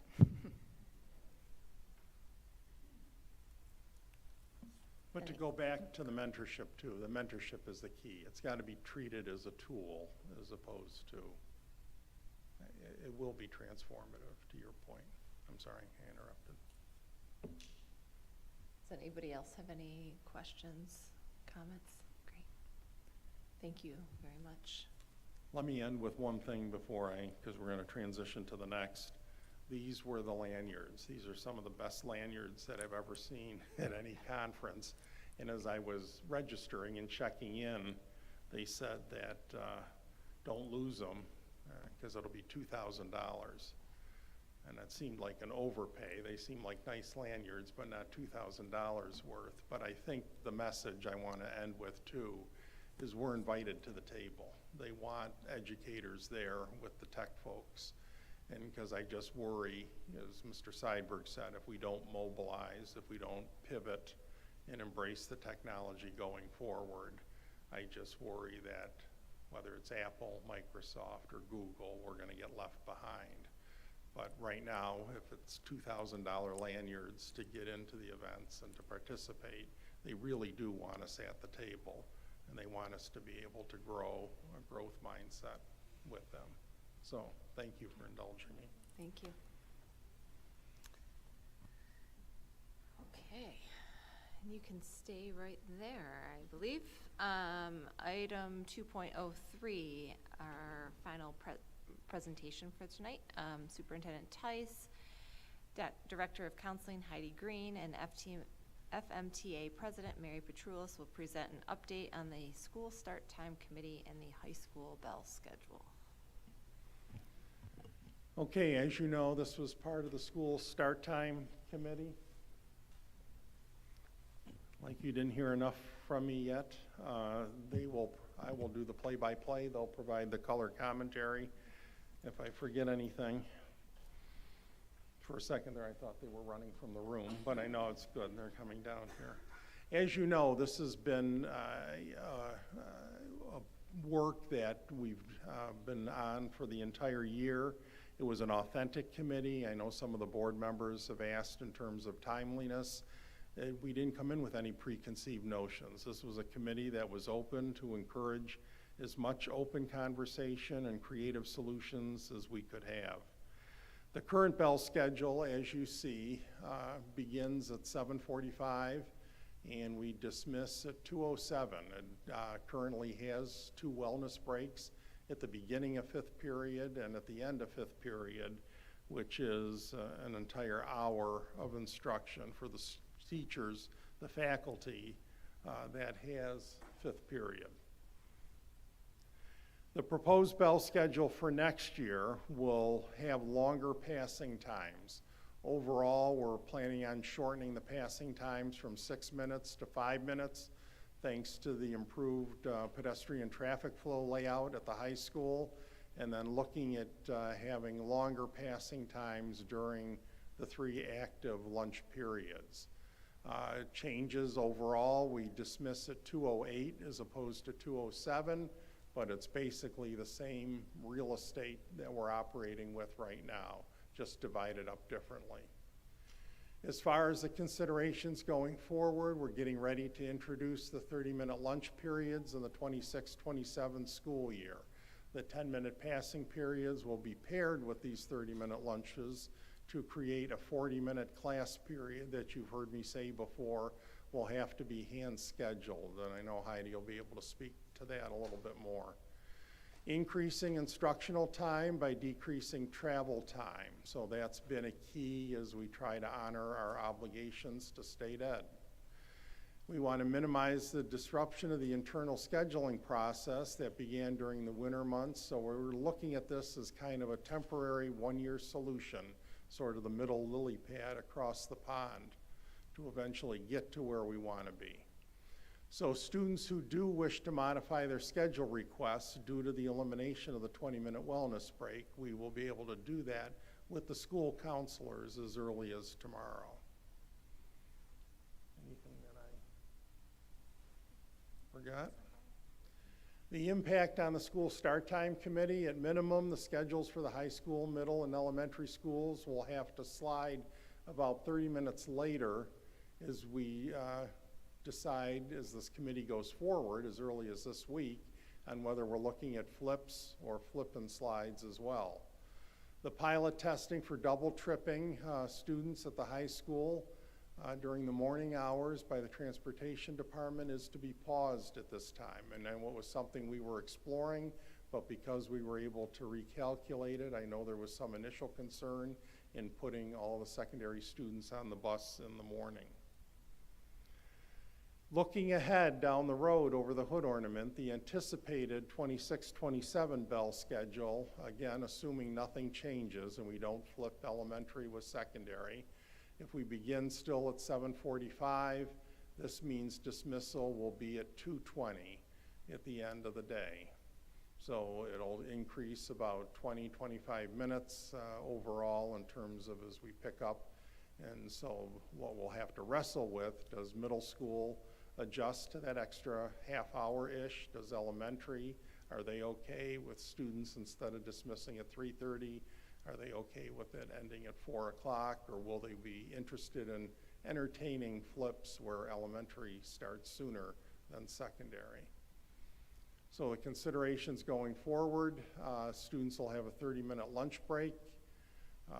The bell schedule will end about a half hour later-ish. The later high school dismissal, we know if we just stick with the slide, will impact the other buildings. And as far as the committee, we'll have to consider all the different options at our disposal, the impact to interscholastic athletics or other after-school programs, whether we merge the activity period into the middle of the day, and again, needing to provide other options for childcare, especially if we have elementary in before secondary, and that means possibly having some on-site options as well. Others, do you want to? Go first. No, I mean, I don't know if there are any questions that we can help answer, as I'm imagining there are questions that you may have based on that presentation. And we're here to try to help answer some of the questions you might have. I think it might be helpful if you guys could walk us through sort of your thought process for next year's change and why you felt like that was the best intermediary step until the major 30-minute lunch shift for the year following. Right, so the most important piece was getting the requisite number of minutes and hours for our students at the high school. And that was what drove most of the decision to make a change for next year rather than waiting another year. That felt like a critical item that we needed to address right away. But in doing so, we certainly weren't, our start time committee isn't ready to adjust the start and or end time, and we were trying to minimize the impact to the elementary and middle schools. And so many of the options that we had that to increase the amount of time that was necessary was going to take us till 2:45 in the afternoon. And we were talking about elementary going to 4:15, or, you know, the shift would have been tremendous. And we've said right along from the school start time committee that our goal is to notify families and the community a year in advance for an impact that's going to be that significant to childcare. We have families, working families, who get their kids on the bus and then go to work. we have faculty, staff who have who have children, they have to get on the bus in their district and get to school. So if we're gonna change working conditions also, which is more Mary's area than mine, we wanted to make sure that we gave people adequate time. So this was sort of a solution that we came up with after many, many, many meetings and attempts, and a consultant that was helping us that met the requisite hours that we really needed to get to next year. We also wanted to give students an opportunity to eat, to get food, to have a time with friends, and so on. So while we're sort of eliminating the 1 20-minute block, we're giving them 3 time slots in order to be able to get food, to socialize a bit between classes, and so on. They won't have an opportunity to be using their phones perhaps next year, a whole different topic of conversation, but that's going to change the dynamic of that break anyway, we believe.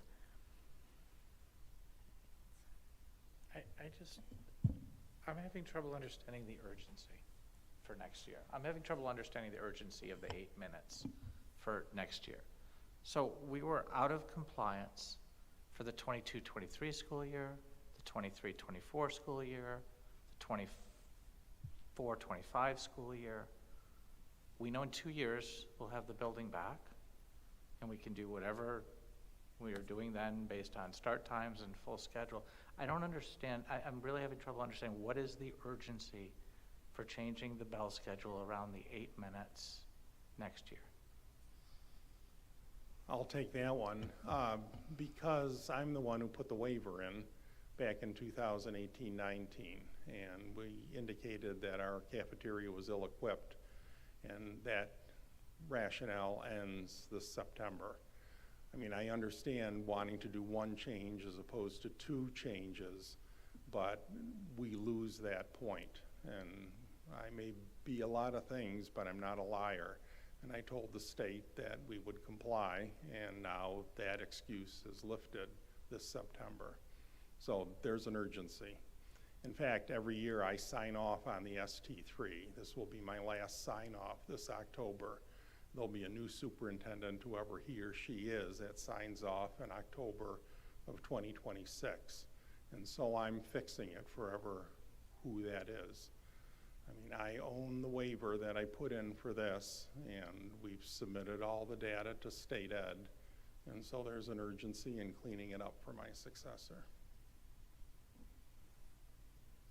Just one follow-up on it then is, we have a process that at least by most accounts seems to be working in the bell schedule. It was explained to us that we're missing 8 minutes. We have a 6-minute passing period today. You're talking about moving it to 5. Hopefully that works. We know the congestion things, but we hope the congestion opens up. We have 7 passing periods. So if you move it from 6 to 5, and you add 1 minute to the end of the day, which is what you're proposing anyway, that's the 8 minutes. So that the other part of this is why the change from the current flow with the 20-minute wellness period to the 3 10-minute blocks and splitting all of that up. Why are we not just going from 6 to 5 and adding the minute? It seems simple, but we spent a lot of time with Brad and with Cheryl doing the math, and it didn't work, Dan. I wish I could explain specifically. The 20 minutes is not counted in instructional time, and so that was a piece of it, was how to take that 20 minutes and distribute it a little bit better, and by taking 5 minutes off. But to give you the specific numbers, I don't have that right in front of me or remember, but we did it all ways but sideways, and we now just go over the requisite number by a little bit, and all the other attempts that we tried, some of which you're talking about, didn't come up right, and I can't really say why. I don't know if anybody else remembers exactly. I mean, Brad and Cheryl they have a spreadsheet that they have from state ed that they sign off on, and they plug in the numbers every day. When they stick that 20-minute wellness in, our students are not getting the required number of minutes.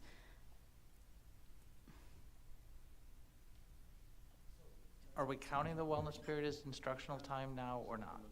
Because my understanding is we are counting that now. If I could speak to this also. So when we started Wellness Break, it was during COVID. And we were trying to figure out, I know I'm a shorty, sorry. We were trying to figure out a way that we could give our students a little bit of time to remove their masks and eat something. This was the solution. We had to come up with some kind of a compromise. Originally, we were talking about possibly having students take their masks off, every student 20 minutes, every single class period, and that was really terrifying for us at the time. So we came up with this. It was really a mask break, and that the need for that has passed. So now we have this 20 minutes that's not instructional time, so it doesn't count in those minutes, but it has become an additional supervision time. So if a teacher has a fifth period class, they have an extra 20 minutes where they're responsible for supervising students, in addition to another contractual supervision time. So it's really kind of dicey with the contract right now. We went with it because we were trying to find a way to make things work during COVID.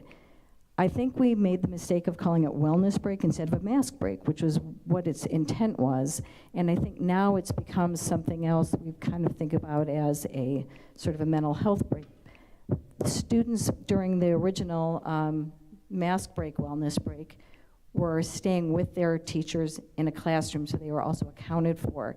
Now students can leave, and during that 20 minutes, they can go to a snack shack, they can go get something to eat. We've had situations where the fire alarm goes off, and the teachers don't know where those students are, which has become also a safety issue and is a big concern of our members.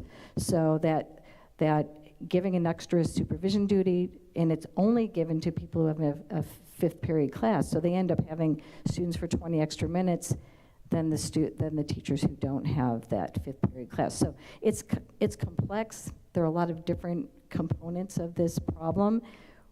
We sat in the room last Friday for 3 hours trying to come up with the solution. When we came up with this one, we were like, it was that eureka aha moment. This hits all of the things that we need to address in next year's schedule, and we know it's just a one-year schedule.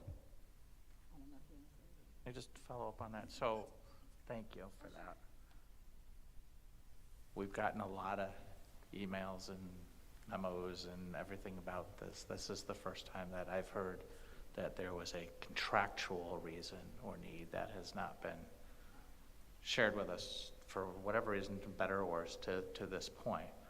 But if the concern was, well, we have this 20-minute period where we might not know where people are, and somebody's got to be responsible for supervising them, we're proposing switching that to having 3 unsupervised periods, shorter duration, but now we're going from one period, this one fixed 20-minute period of supervision need, to 3 10-minute periods of supervision need, who's responsible, where are the kids, who's responsible. Again, I'm not sure how going from 1 to 3 helps or addresses that issue. I think if you take a look at the flow of traffic and what's going on during those 20 minutes, if we give the students just 10 minutes, that's going to give them enough time to get to one of the hopefully 5 snack shacks that we have next year, get food, and then get to class. I would say it's that second 10 minutes of that 20 minutes where we're seeing most of our referrals, most of our supervision issues, and so on and so forth. So we figured if we do this in 10 minutes, students have a purpose, they have a place, and then they get to their next class. And it's going to cut down on a lot of the issues we've had thus far.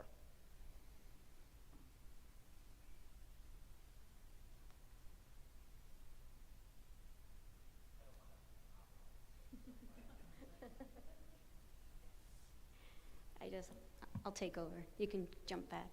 So I appreciate this. I know that the scheduling is not in the purview of the board, so I appreciate you letting us kind of poke holes in it and ask questions, but this is a big change, and it's a big change that's happening on June 9th, and that's troublesome. I share the sentiment of this unsupervised time. I can appreciate that going from a 20-minute to maybe 3 10 minutes will give kids more focus, more purpose.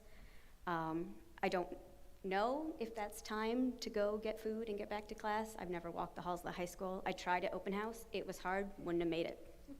But I do know, being on the mental health task force and doing the big read and reading and poring over the data and the RMS surveys, that our kids are struggling and they need a break and they are screaming for it. Their anxiety is through the roof, their stress is through the roof, and shame on us for getting rid of lunch years ago. That's on us, and it's up to us to fix it, and I'm so glad there is a schedule in place for the 26-27 school year that hopefully will put lunch back in the schedule, because we owe that to our students. I don't know if the 20-minute wellness break was really all that great for our kids. I really don't know. I don't have the data on it. I don't know if we ever collected it. I don't know how students feel about it. But looking at this schedule, it looks like we're trying to just wedge something in for compliance at the sake of our kids' well-being. And that's really hard for me to just sit with looking at this. So I truly hope, and I know that you took that into account. I'm not accusing you of not. I know all of you, and I know how much your staff cares about our kids. I just wish there was a better option to give our kids those breaks and not even just a break to use the bathroom and to grab food, but to socialize and to talk to each other and just take a mental break a little bit. I do think it may sound like they don't have the option. Any kid can take a lunch any year, so I just want to make sure that anyone's listening knows kids can always take a lunch. We just have an unusual tradition here in FM, and this is I'm finishing my 22nd year in this district. I was surprised when I first came here that students had the option to opt out of lunch. That's an unusual thing, and there are programmatic reasons for that, and there are things that are unique to FM's culture that support that. But lunch is always available to all students who decide they want to take a lunch. I just want to make sure everybody understands that. That I know. I'm sorry. I'm talking more about maybe I'm wrong, but it was in the recent history we got rid of that 9th period. Correct or no? Did I make that up? Misinformation? Okay. I thought the day was longer at some point, and we should. Okay. Thank you for clarifying that. Okay. Dan, you graduated from FM, right? Did you have to have lunch? Yeah. And was the day longer, or that was the 186 days? That's probably the difference. It was the days versus the hours. Yeah.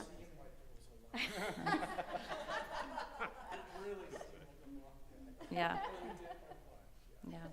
Is that when the wagons lined up? It was just It's before AI fixed it all. Can I ask one question? So with this model, not having experience with a high school schedule yet, but coming into it very soon, so it's okay for people to eat in class? Yes. Every class? Not science. Not every class. Good. Probably a good choice, not science. Usually not music, but I think they may let them. Okay. Most classes, yes. Most classes, so kids are just eating in class. Neat. They eat in class anyway, even if they have a lunch, just so you know. Yeah, that's been in place. That's been in place for, again, I've been here as long as Mary, and it's been in place. That's why I was asking Dan, because my understanding is, it was long before I got here that everybody could go to lunch. If they didn't have lunch, we issue a lunch pass when they're near the cafeteria, and they're able to cut the line so that they can get their lunch and get out quicker. And that's part of the idea of adding a couple minutes in between just the 3 lunch periods, is to provide additional access to we believe there are going to be 5 food stations throughout the building at this point, so it's going to be enough time to get a little more substantial food if they want a hot lunch, to have time to do that and still be able to get to class in time. I was lying. I have 2 questions. So with the food stations, do we do mobile ordering and pickup and things like that so that the things can be ready, so the student at the beginning of the day can say, I know I need a turkey sandwich at 2 o'clock. That's a bad time, 10:30. Mm-hmm.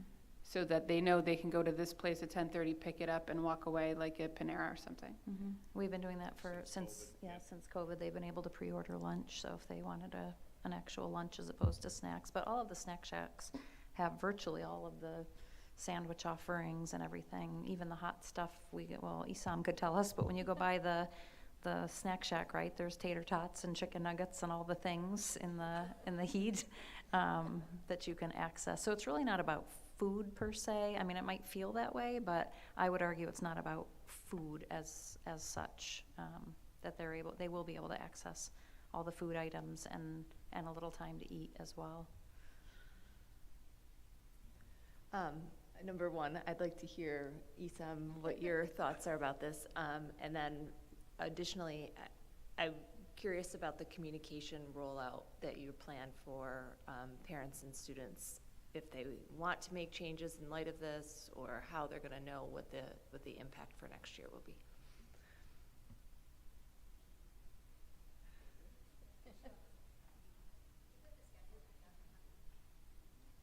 For next year?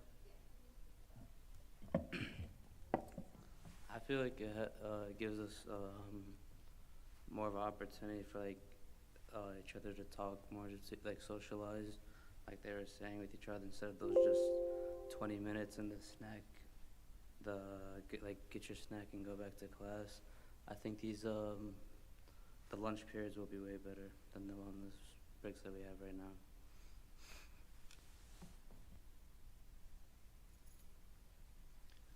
I'll send a note to staff tomorrow morning and to the community in the afternoon.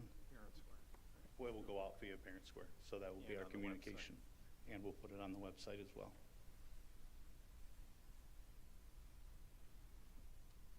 So the passing period was increased to 6, partially because of construction, but partially we also understand that passing in that building is time consuming. It's a long way for those who are going science to English and English back to language, or whatever the case may be. It's bouncing in that building. Pat, this is going to be more on your lap of really just ensuring that there is consistency across the entire staff of some level of flexibility for some students who are justifiably going to be a minute and a half late into class. And my understanding today, there's not full consistency on that, right? That some take a different view of it than others. And especially in a year when we're going to shorten that, I want to just really, really make sure it's emphasized that you know, if students are doing their best to get there, give them a little grace and space and being able to do so. I think we're absolutely on the same page. This would be communication between me and the teachers, especially in terms of a timeline of flexibility. You know, September and October, you're going to give them a little bit more time. We have an extra period per or an extra minute per class. So it will be a constant conversation with me and the staff, consistency with time, and yes, the flexibility piece, absolutely. And we'll all be getting used to a new facility too. We're going to be able to move through that building in ways we've never been able to in the 22 years I've done that. It's going to be great. It's going to be great. It's going to be great. And I think this too, and one of the things we really haven't talked about as a governance team, it allows the cafeteria to open and not face plant. I mean, we can have a shakedown cruise for the year. So I know this schedule, the middle lily pad here, is giving some folks trouble, but I think it's embraced by food service to be able to do a shakedown cruise of the new cafeteria before in 26, 27, the lunch periods become official. I think that's an important note. And as you said, now we're in compliance. We stuck to what the original waiver said. I mean, just the other point that you have emphasized over this process, and I appreciate all of your hard work and brains on this, because it sounds super complicated and you know the building best, so I think all of us can ask the hard questions, but you know your students and you know the flow of the school. So this will be some trial and error perhaps, and hopefully the schedule works. But it also sounded like there's a hand scheduling component to lunch that there's kind of no avoiding. And so I don't know, Heidi, if you'd want to speak to that a little, but it just sounds like there's more time needed to do this permanent shift. In addition to giving the lunch, the new cafeteria time, there's also a lot of work that needs to go into the scheduling, and just might be helpful for the community to hear a little bit more about that. Yes, sleepless nights. I was talking to Dr. Tice today about, I fully understand the schedule as we're proposing it with these 10-minute hangers, 30-minute classes, 10-minute hangers. But the technology behind it is not quite where we need it to be. And so I've been talking to colleagues in another district that have a very similar schedule to what we are looking to accomplish. And I asked if I could come over and meet with their scheduling folks so that we could have a better understanding of how they do it. And she said, well, you can come over, but it's all done by hand. The computer can't do it. So we do it by hand, and then we put it into the computer. And as Dan's talking about technology in this age and how fast and furiously it's moving ahead, it's shocking to think in 2025 we can't put something like this together. And I actually was talking to Matt Dean to see, is there something that AI can do that School Tool can't? But keep in mind, we have 200 courses, 125 teachers, 15,000 course requests that all have to come together in an 8-period day. And eliminate as many conflicts as we can so that most of our students get most of the classes that they request each year. So it's really, and the other thing to keep in mind is prior to last year, there was one person who created the master schedule for the last 15 years or so. And then, so this is new for all of us, the schedule building, even in its most traditional form. And then we're changing and changing and changing different options. So it's we can do it, but it's I appreciate your concern about that, because I talked to the middle schools, they have different schedules, and we will essentially, if we offer 3 lunches, we'll have 3 different schedules that our students will be going throughout the day. Well, the difference is in the middle school, all 5th graders have the same schedule. So that's fine to have one schedule for 5th, one for 6th, but it's different in the high school when we have classes that blend 9th through 12th grade, some 9th and 10th, some 10th and 11th, some 11 and 12. We have PE classes that are 9, 10, 11, 12. We have science labs attached. So when you start building these, hanger periods, and so that some classes are essentially worth 2 periods and some are worth 1 period, it gets very complex. It's already very complex, which is one of the great things about FM is our rich elective program, and I wouldn't want to change that, but it also makes it much more complicated than probably some schools have where they don't offer the variety of electives and courses that we offer. So what our hope is to get this, we're pretty far along in the schedule building process this year, and that's part of the reason that it was very difficult to imagine doing it for next year, as we're already pretty, we started with course selections back in January, so we were pretty far along in the process. Our hope is to get this off our plates in the next couple of weeks and then start anticipating for next year. So there's a school counselor, Kelly Campolita, and I, along with Pat, that are working to create this, and we're hoping we already have a test file, and we're hoping to do some test runs and so on over the course of the next year, excuse me, so that by the time January, February rolls around, we will know 100% whether we can get this thing off the ground. Thank you. And I guess to wrap up, unless anybody has any additional questions, I'm just wondering, Pat and Heidi, you in particular, are there additional supports and help and resources that you think you would need to make sure that we can have this go as seamlessly as possible for our students, for our staff, for everybody? I just want to throw that out there. You don't have to answer right now, but Well, Pat, the gentleman we have been working with has been phenomenal. I hope we can continue to work with him moving forward in terms of building the schedule. He's been great. yeah, and he's really good at helping see the big schedule and big ideas and so on. The technology piece is my concern, are there people out there that can help us with the technology piece that I just sort of alluded to, because I don't know that there are, if we have other districts who are struggling with that. But like I said, Matt Dean and I have been in touch, so I'm hoping that that's going to be helpful. And then the only other thing is supervision. We've been talking a lot about supervision, and it's not some of the supervision challenges aren't going to go away necessarily, but it's something. Our cafeteria is much bigger and expanded in many more areas. So, okay. Well, it sounds like Dan's company maybe could help. The technology. We have an enormous data science company team we'll bring in. We talked about the bell schedule. That's the part we focused on. And I know there'll be a question by parents, will they get the advantage of the 3 10-minute things on curriculum night of whether they can get extra time? My other concern is the start time committee. And this is not the first time that I will say this sitting at this table. So we've referenced again a few times that the intent was to be able to let families know a year in advance, which is September, last time I checked. The 2 groups that are perhaps most affected by this are parents and students. We've not yet added them to this committee. This committee has gone a very long way forward. We don't have students on it. We don't have parents on it. And summer is now upon us just about, not quite as fast as our students would like. I'm not sure how over the summer months we're going to get meaningful participation by students and parents in the way that we would have during the school year.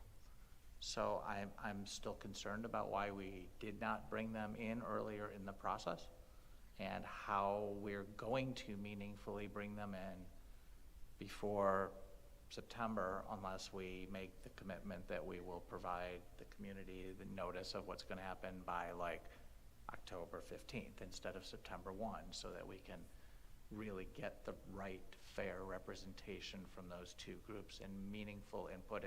And I surely don't want them to come into the process and be told or feel like, well, this committee's done all this work and we're just here for showpieces.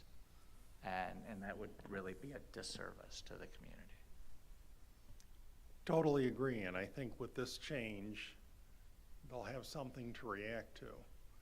I mean, as you can tell, this decision was so easy to make. We could have made it months ago, and ideally we could have added them, but I think you're right. We're looking at canvassing between now through the summer to hit the ground running in September and to make a decision, yeah, maybe October, but also maybe by the end of September. The intent is to bring families and students in at the same time. And maybe some of the ones that push back on this, we want to hear those voices too. So now, I think once it gets underway in September, to your point, even more power to them to be able to react to the intermediate lily pad and what that means going forward. But you're right, their voice needs to be heard. Being that we're not making a commitment to a decision by September 1st? Yes. Okay. But as early in the fall as possible. Okay, thank you. I just asked one clarifying on the 26 schedule, because you said it was going to be 30 minutes longer, like dismissal would be 30 minutes later, but in the schedule you only have it 12 minutes later. Is that accurate? Or is the 30 minutes accurate? Right, but like this says dismissal will be 2:20, but on the next slide. 2:08 to 2:20 is 12 minutes here. Okay, because on the next slide you said that it would, if you go forward one, you said Yeah. it'd be 30 minutes later. Yeah, because we did all kinds of calculations with the activity period. We put in extra time for announcements at the end of the day, much like for attendance in second period. So we've played with a lot of different, so I didn't want to put 12 and then aim for 12. It might be a little bit longer. Okay. I'm just saying if we're I sharing must this have with the been- public, that Yeah, exactly. saying the elementary would be Right. like 30 minutes later, but if the But high school is only 12 minutes later, then potentially the other schools Depending what would we be- do with the activity period, we could be looking at 4 lunches with the 3 10-minute hangers. So we want to look at this going forward. So I'll it- understand it another day. Okay. Well, but right now it's 12 minutes, the way it is set For now. 26, But, for 2026, 27. 26, 27, Right. Okay. yes. Got it. But I think I must have been successful in the explanation and all the different scenarios. We really did consider different scenarios because the elementary folks, and Mary can attest to this, are worried to go from a 3:30 dismissal till around 4 o'clock, what that means. So in many ways, this is going to force the conversation, whether it's 12 minutes or 30, do we want the young ones there until 4 o'clock? I think that's a huge conversation to have. And I think to know that that parameter was in place this year in making this schedule, as you'll see, it's only 1 minute difference at the end of the day. So If we had changed bus schedules at this time, imagine the impact of that. So that was another thing we did not want to do, so that keeps you in that time frame.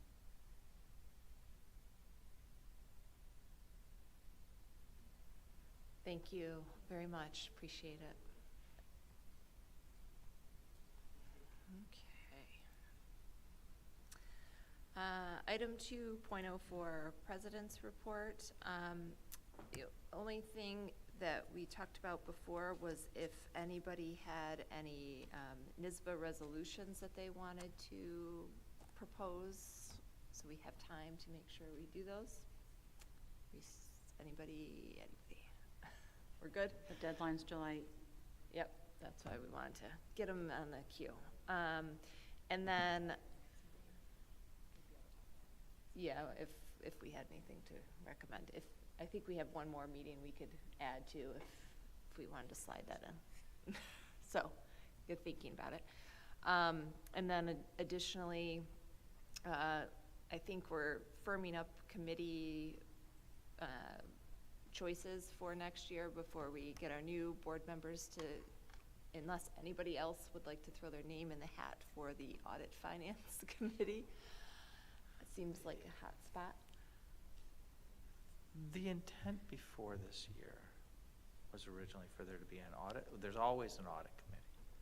Was for there to be the restarting of a finance committee, which was separate from audit in prior years.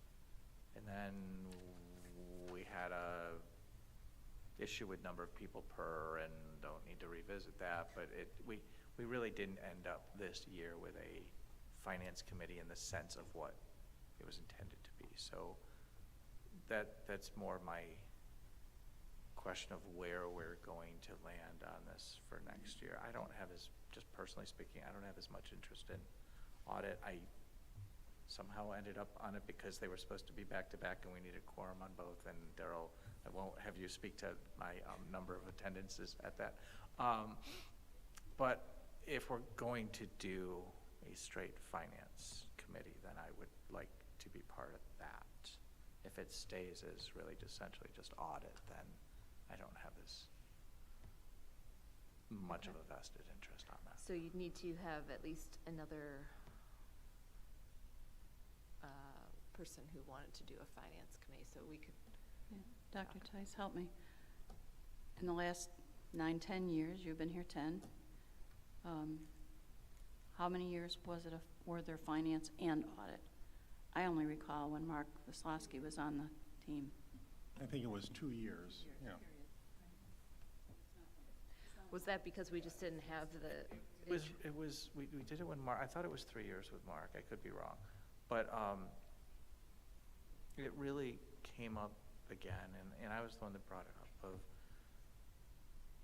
each successive year, the budget issue is going to become harder, and we have larger and larger unfunded mandates coming from the state, where it, at least in my view, becomes a very prudent thing for us to just take a higher level, 30,000-foot view on different approaches that the district could or could not take. So I just personally believe that there's a place for it and a need for it. Obviously, we would need to have enough people on the committee to have it be meaningful. Yeah. Okay.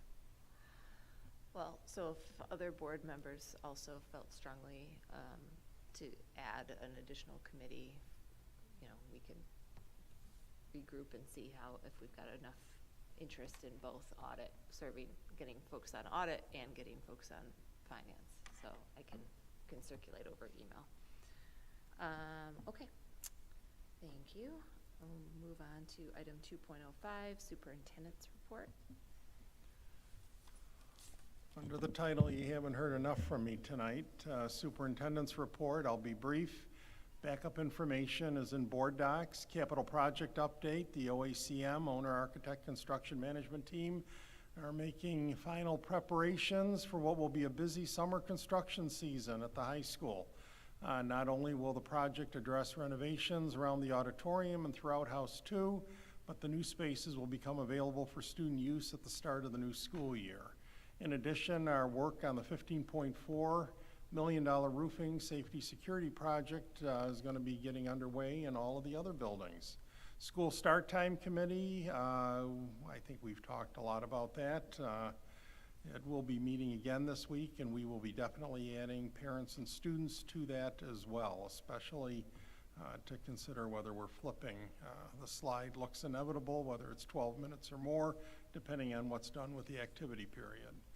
Under SUNY ESF dual enrollment class, I'd like to thank Sarah Fitzgerald, Chrissy Purcell, and Daryl Wheeler for participating in today's SUNY ESF Environmental Studies Science Elective dual enrollment class to learn more about the student-led research on composting and recycling waste. Special thanks to FMA high school science teacher Kayla Colquitt for organizing this most informative project for students and adults alike.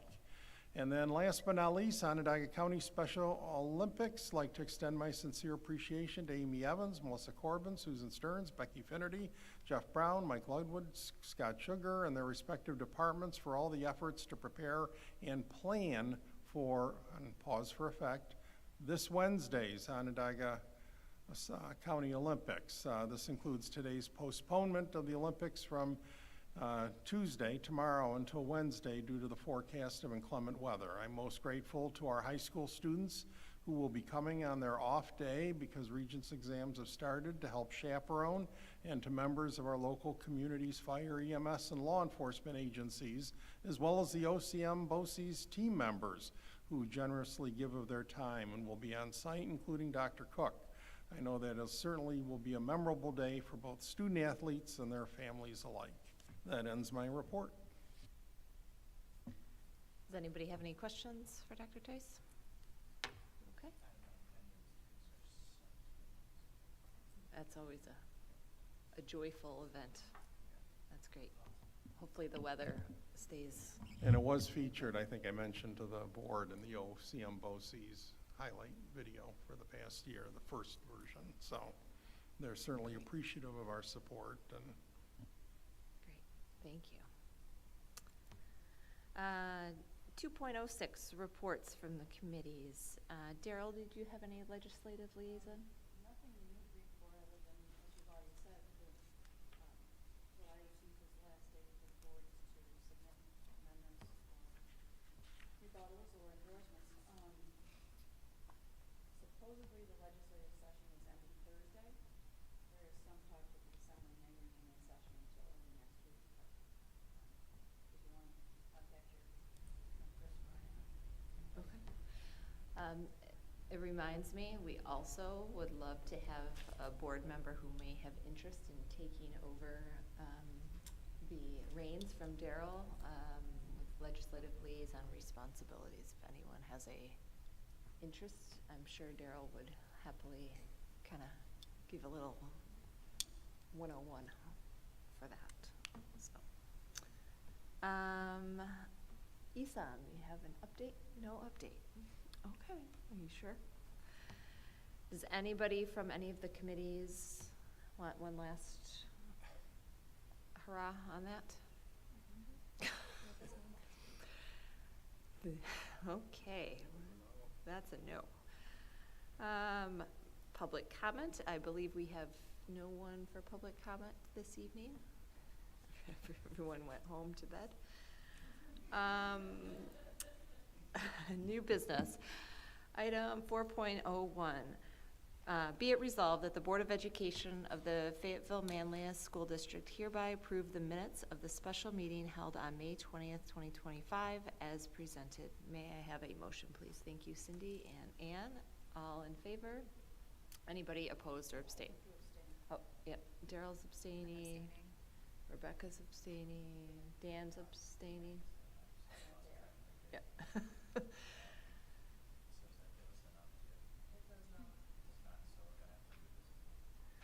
Okay. Okay. I will, if someone could please withdraw the motion, and I will add this to the next meeting agenda. Chrissy's withdrawing the motion. Okay. Item 4.02, be it resolved that the Board of Education of the Fayetteville-Manlius Central School District hereby approves the bus bond resolution as presented. May I have a motion, please? Thank you, Chrissy. Second. Thank you, Rebecca. All in favor? Anybody opposed or abstaining? Okay, thank you. Item 4.03, be it resolved that the Board of Education of the Fayetteville-Manlius Central School District hereby approves the revised capital improvement bond resolution as presented. May I have a motion, please? Cindy and Daryl. All in favor? Anybody opposed or abstaining? Also, of course, if anyone has any conversation they'd like to have, feel free to interject. Thank you. Item 4.04, be it resolved that the Board of Education of the Fayetteville-Manlius Central School District hereby authorizes the superintendent to execute an agreement with John Durkee for consulting services in an amount not to exceed $5,000. May I have a motion, please? Thank you, Chrissy and Rebecca. Any discussion? All in favor? Anybody opposed or abstaining? Okay, thank you. Item 4.05, be it resolved that the Board of Education of the Fayetteville-Manlius Central School District approve policy 2245, replacing policy 1321 in second reading. May I have a motion? Anne and Cindy, any discussion?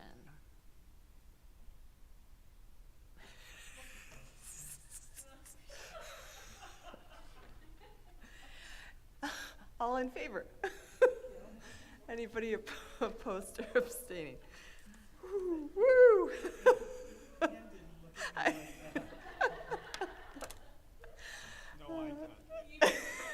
Even Ann. Oh. It's been a great year. I love it. Love it. Item 5.01, NYSBA resolutions. So, let's see. Fayetteville-Manlius, so are we? We don't, just FY, this is the one. We have to do it by Okay, so we'll move that to next meeting's agenda. Sarah, please. Thank you. And board development, you may also be a recipient of a wonderful award if you attend some fantastic events held by NYSBA or CNY School Boards Association. So there they are listed if you'd like to put your name in the hat for that. Potential considerations for future meetings. We've got that list that is continuing to grow. We'll tackle it over the next year. Future meetings calendar. So our reorg meeting is July 8th. Hopefully everybody has that on their calendar.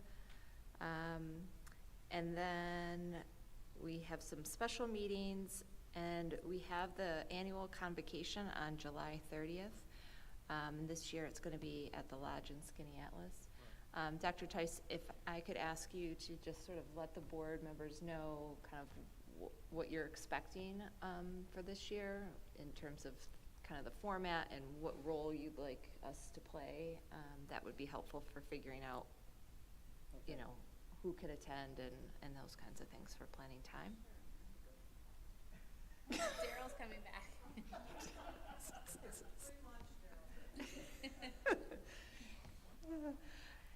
And then we have our full schedule for next year. Already looking ahead.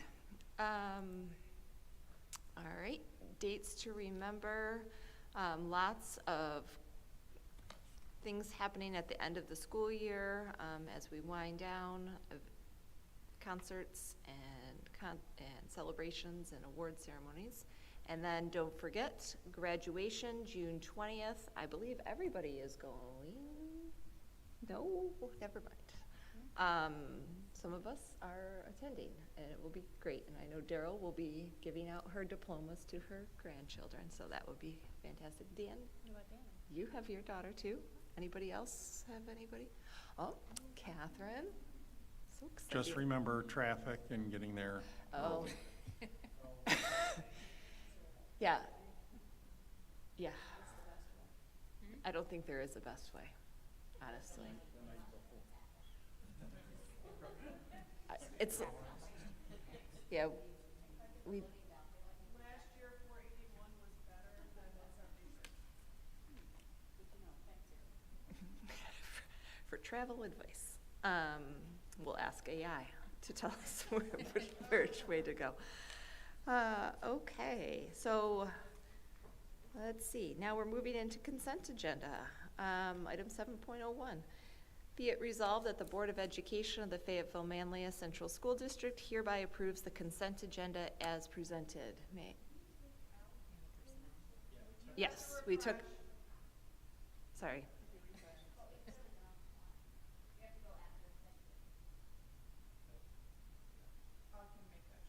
Oh, thank you. I didn't refresh.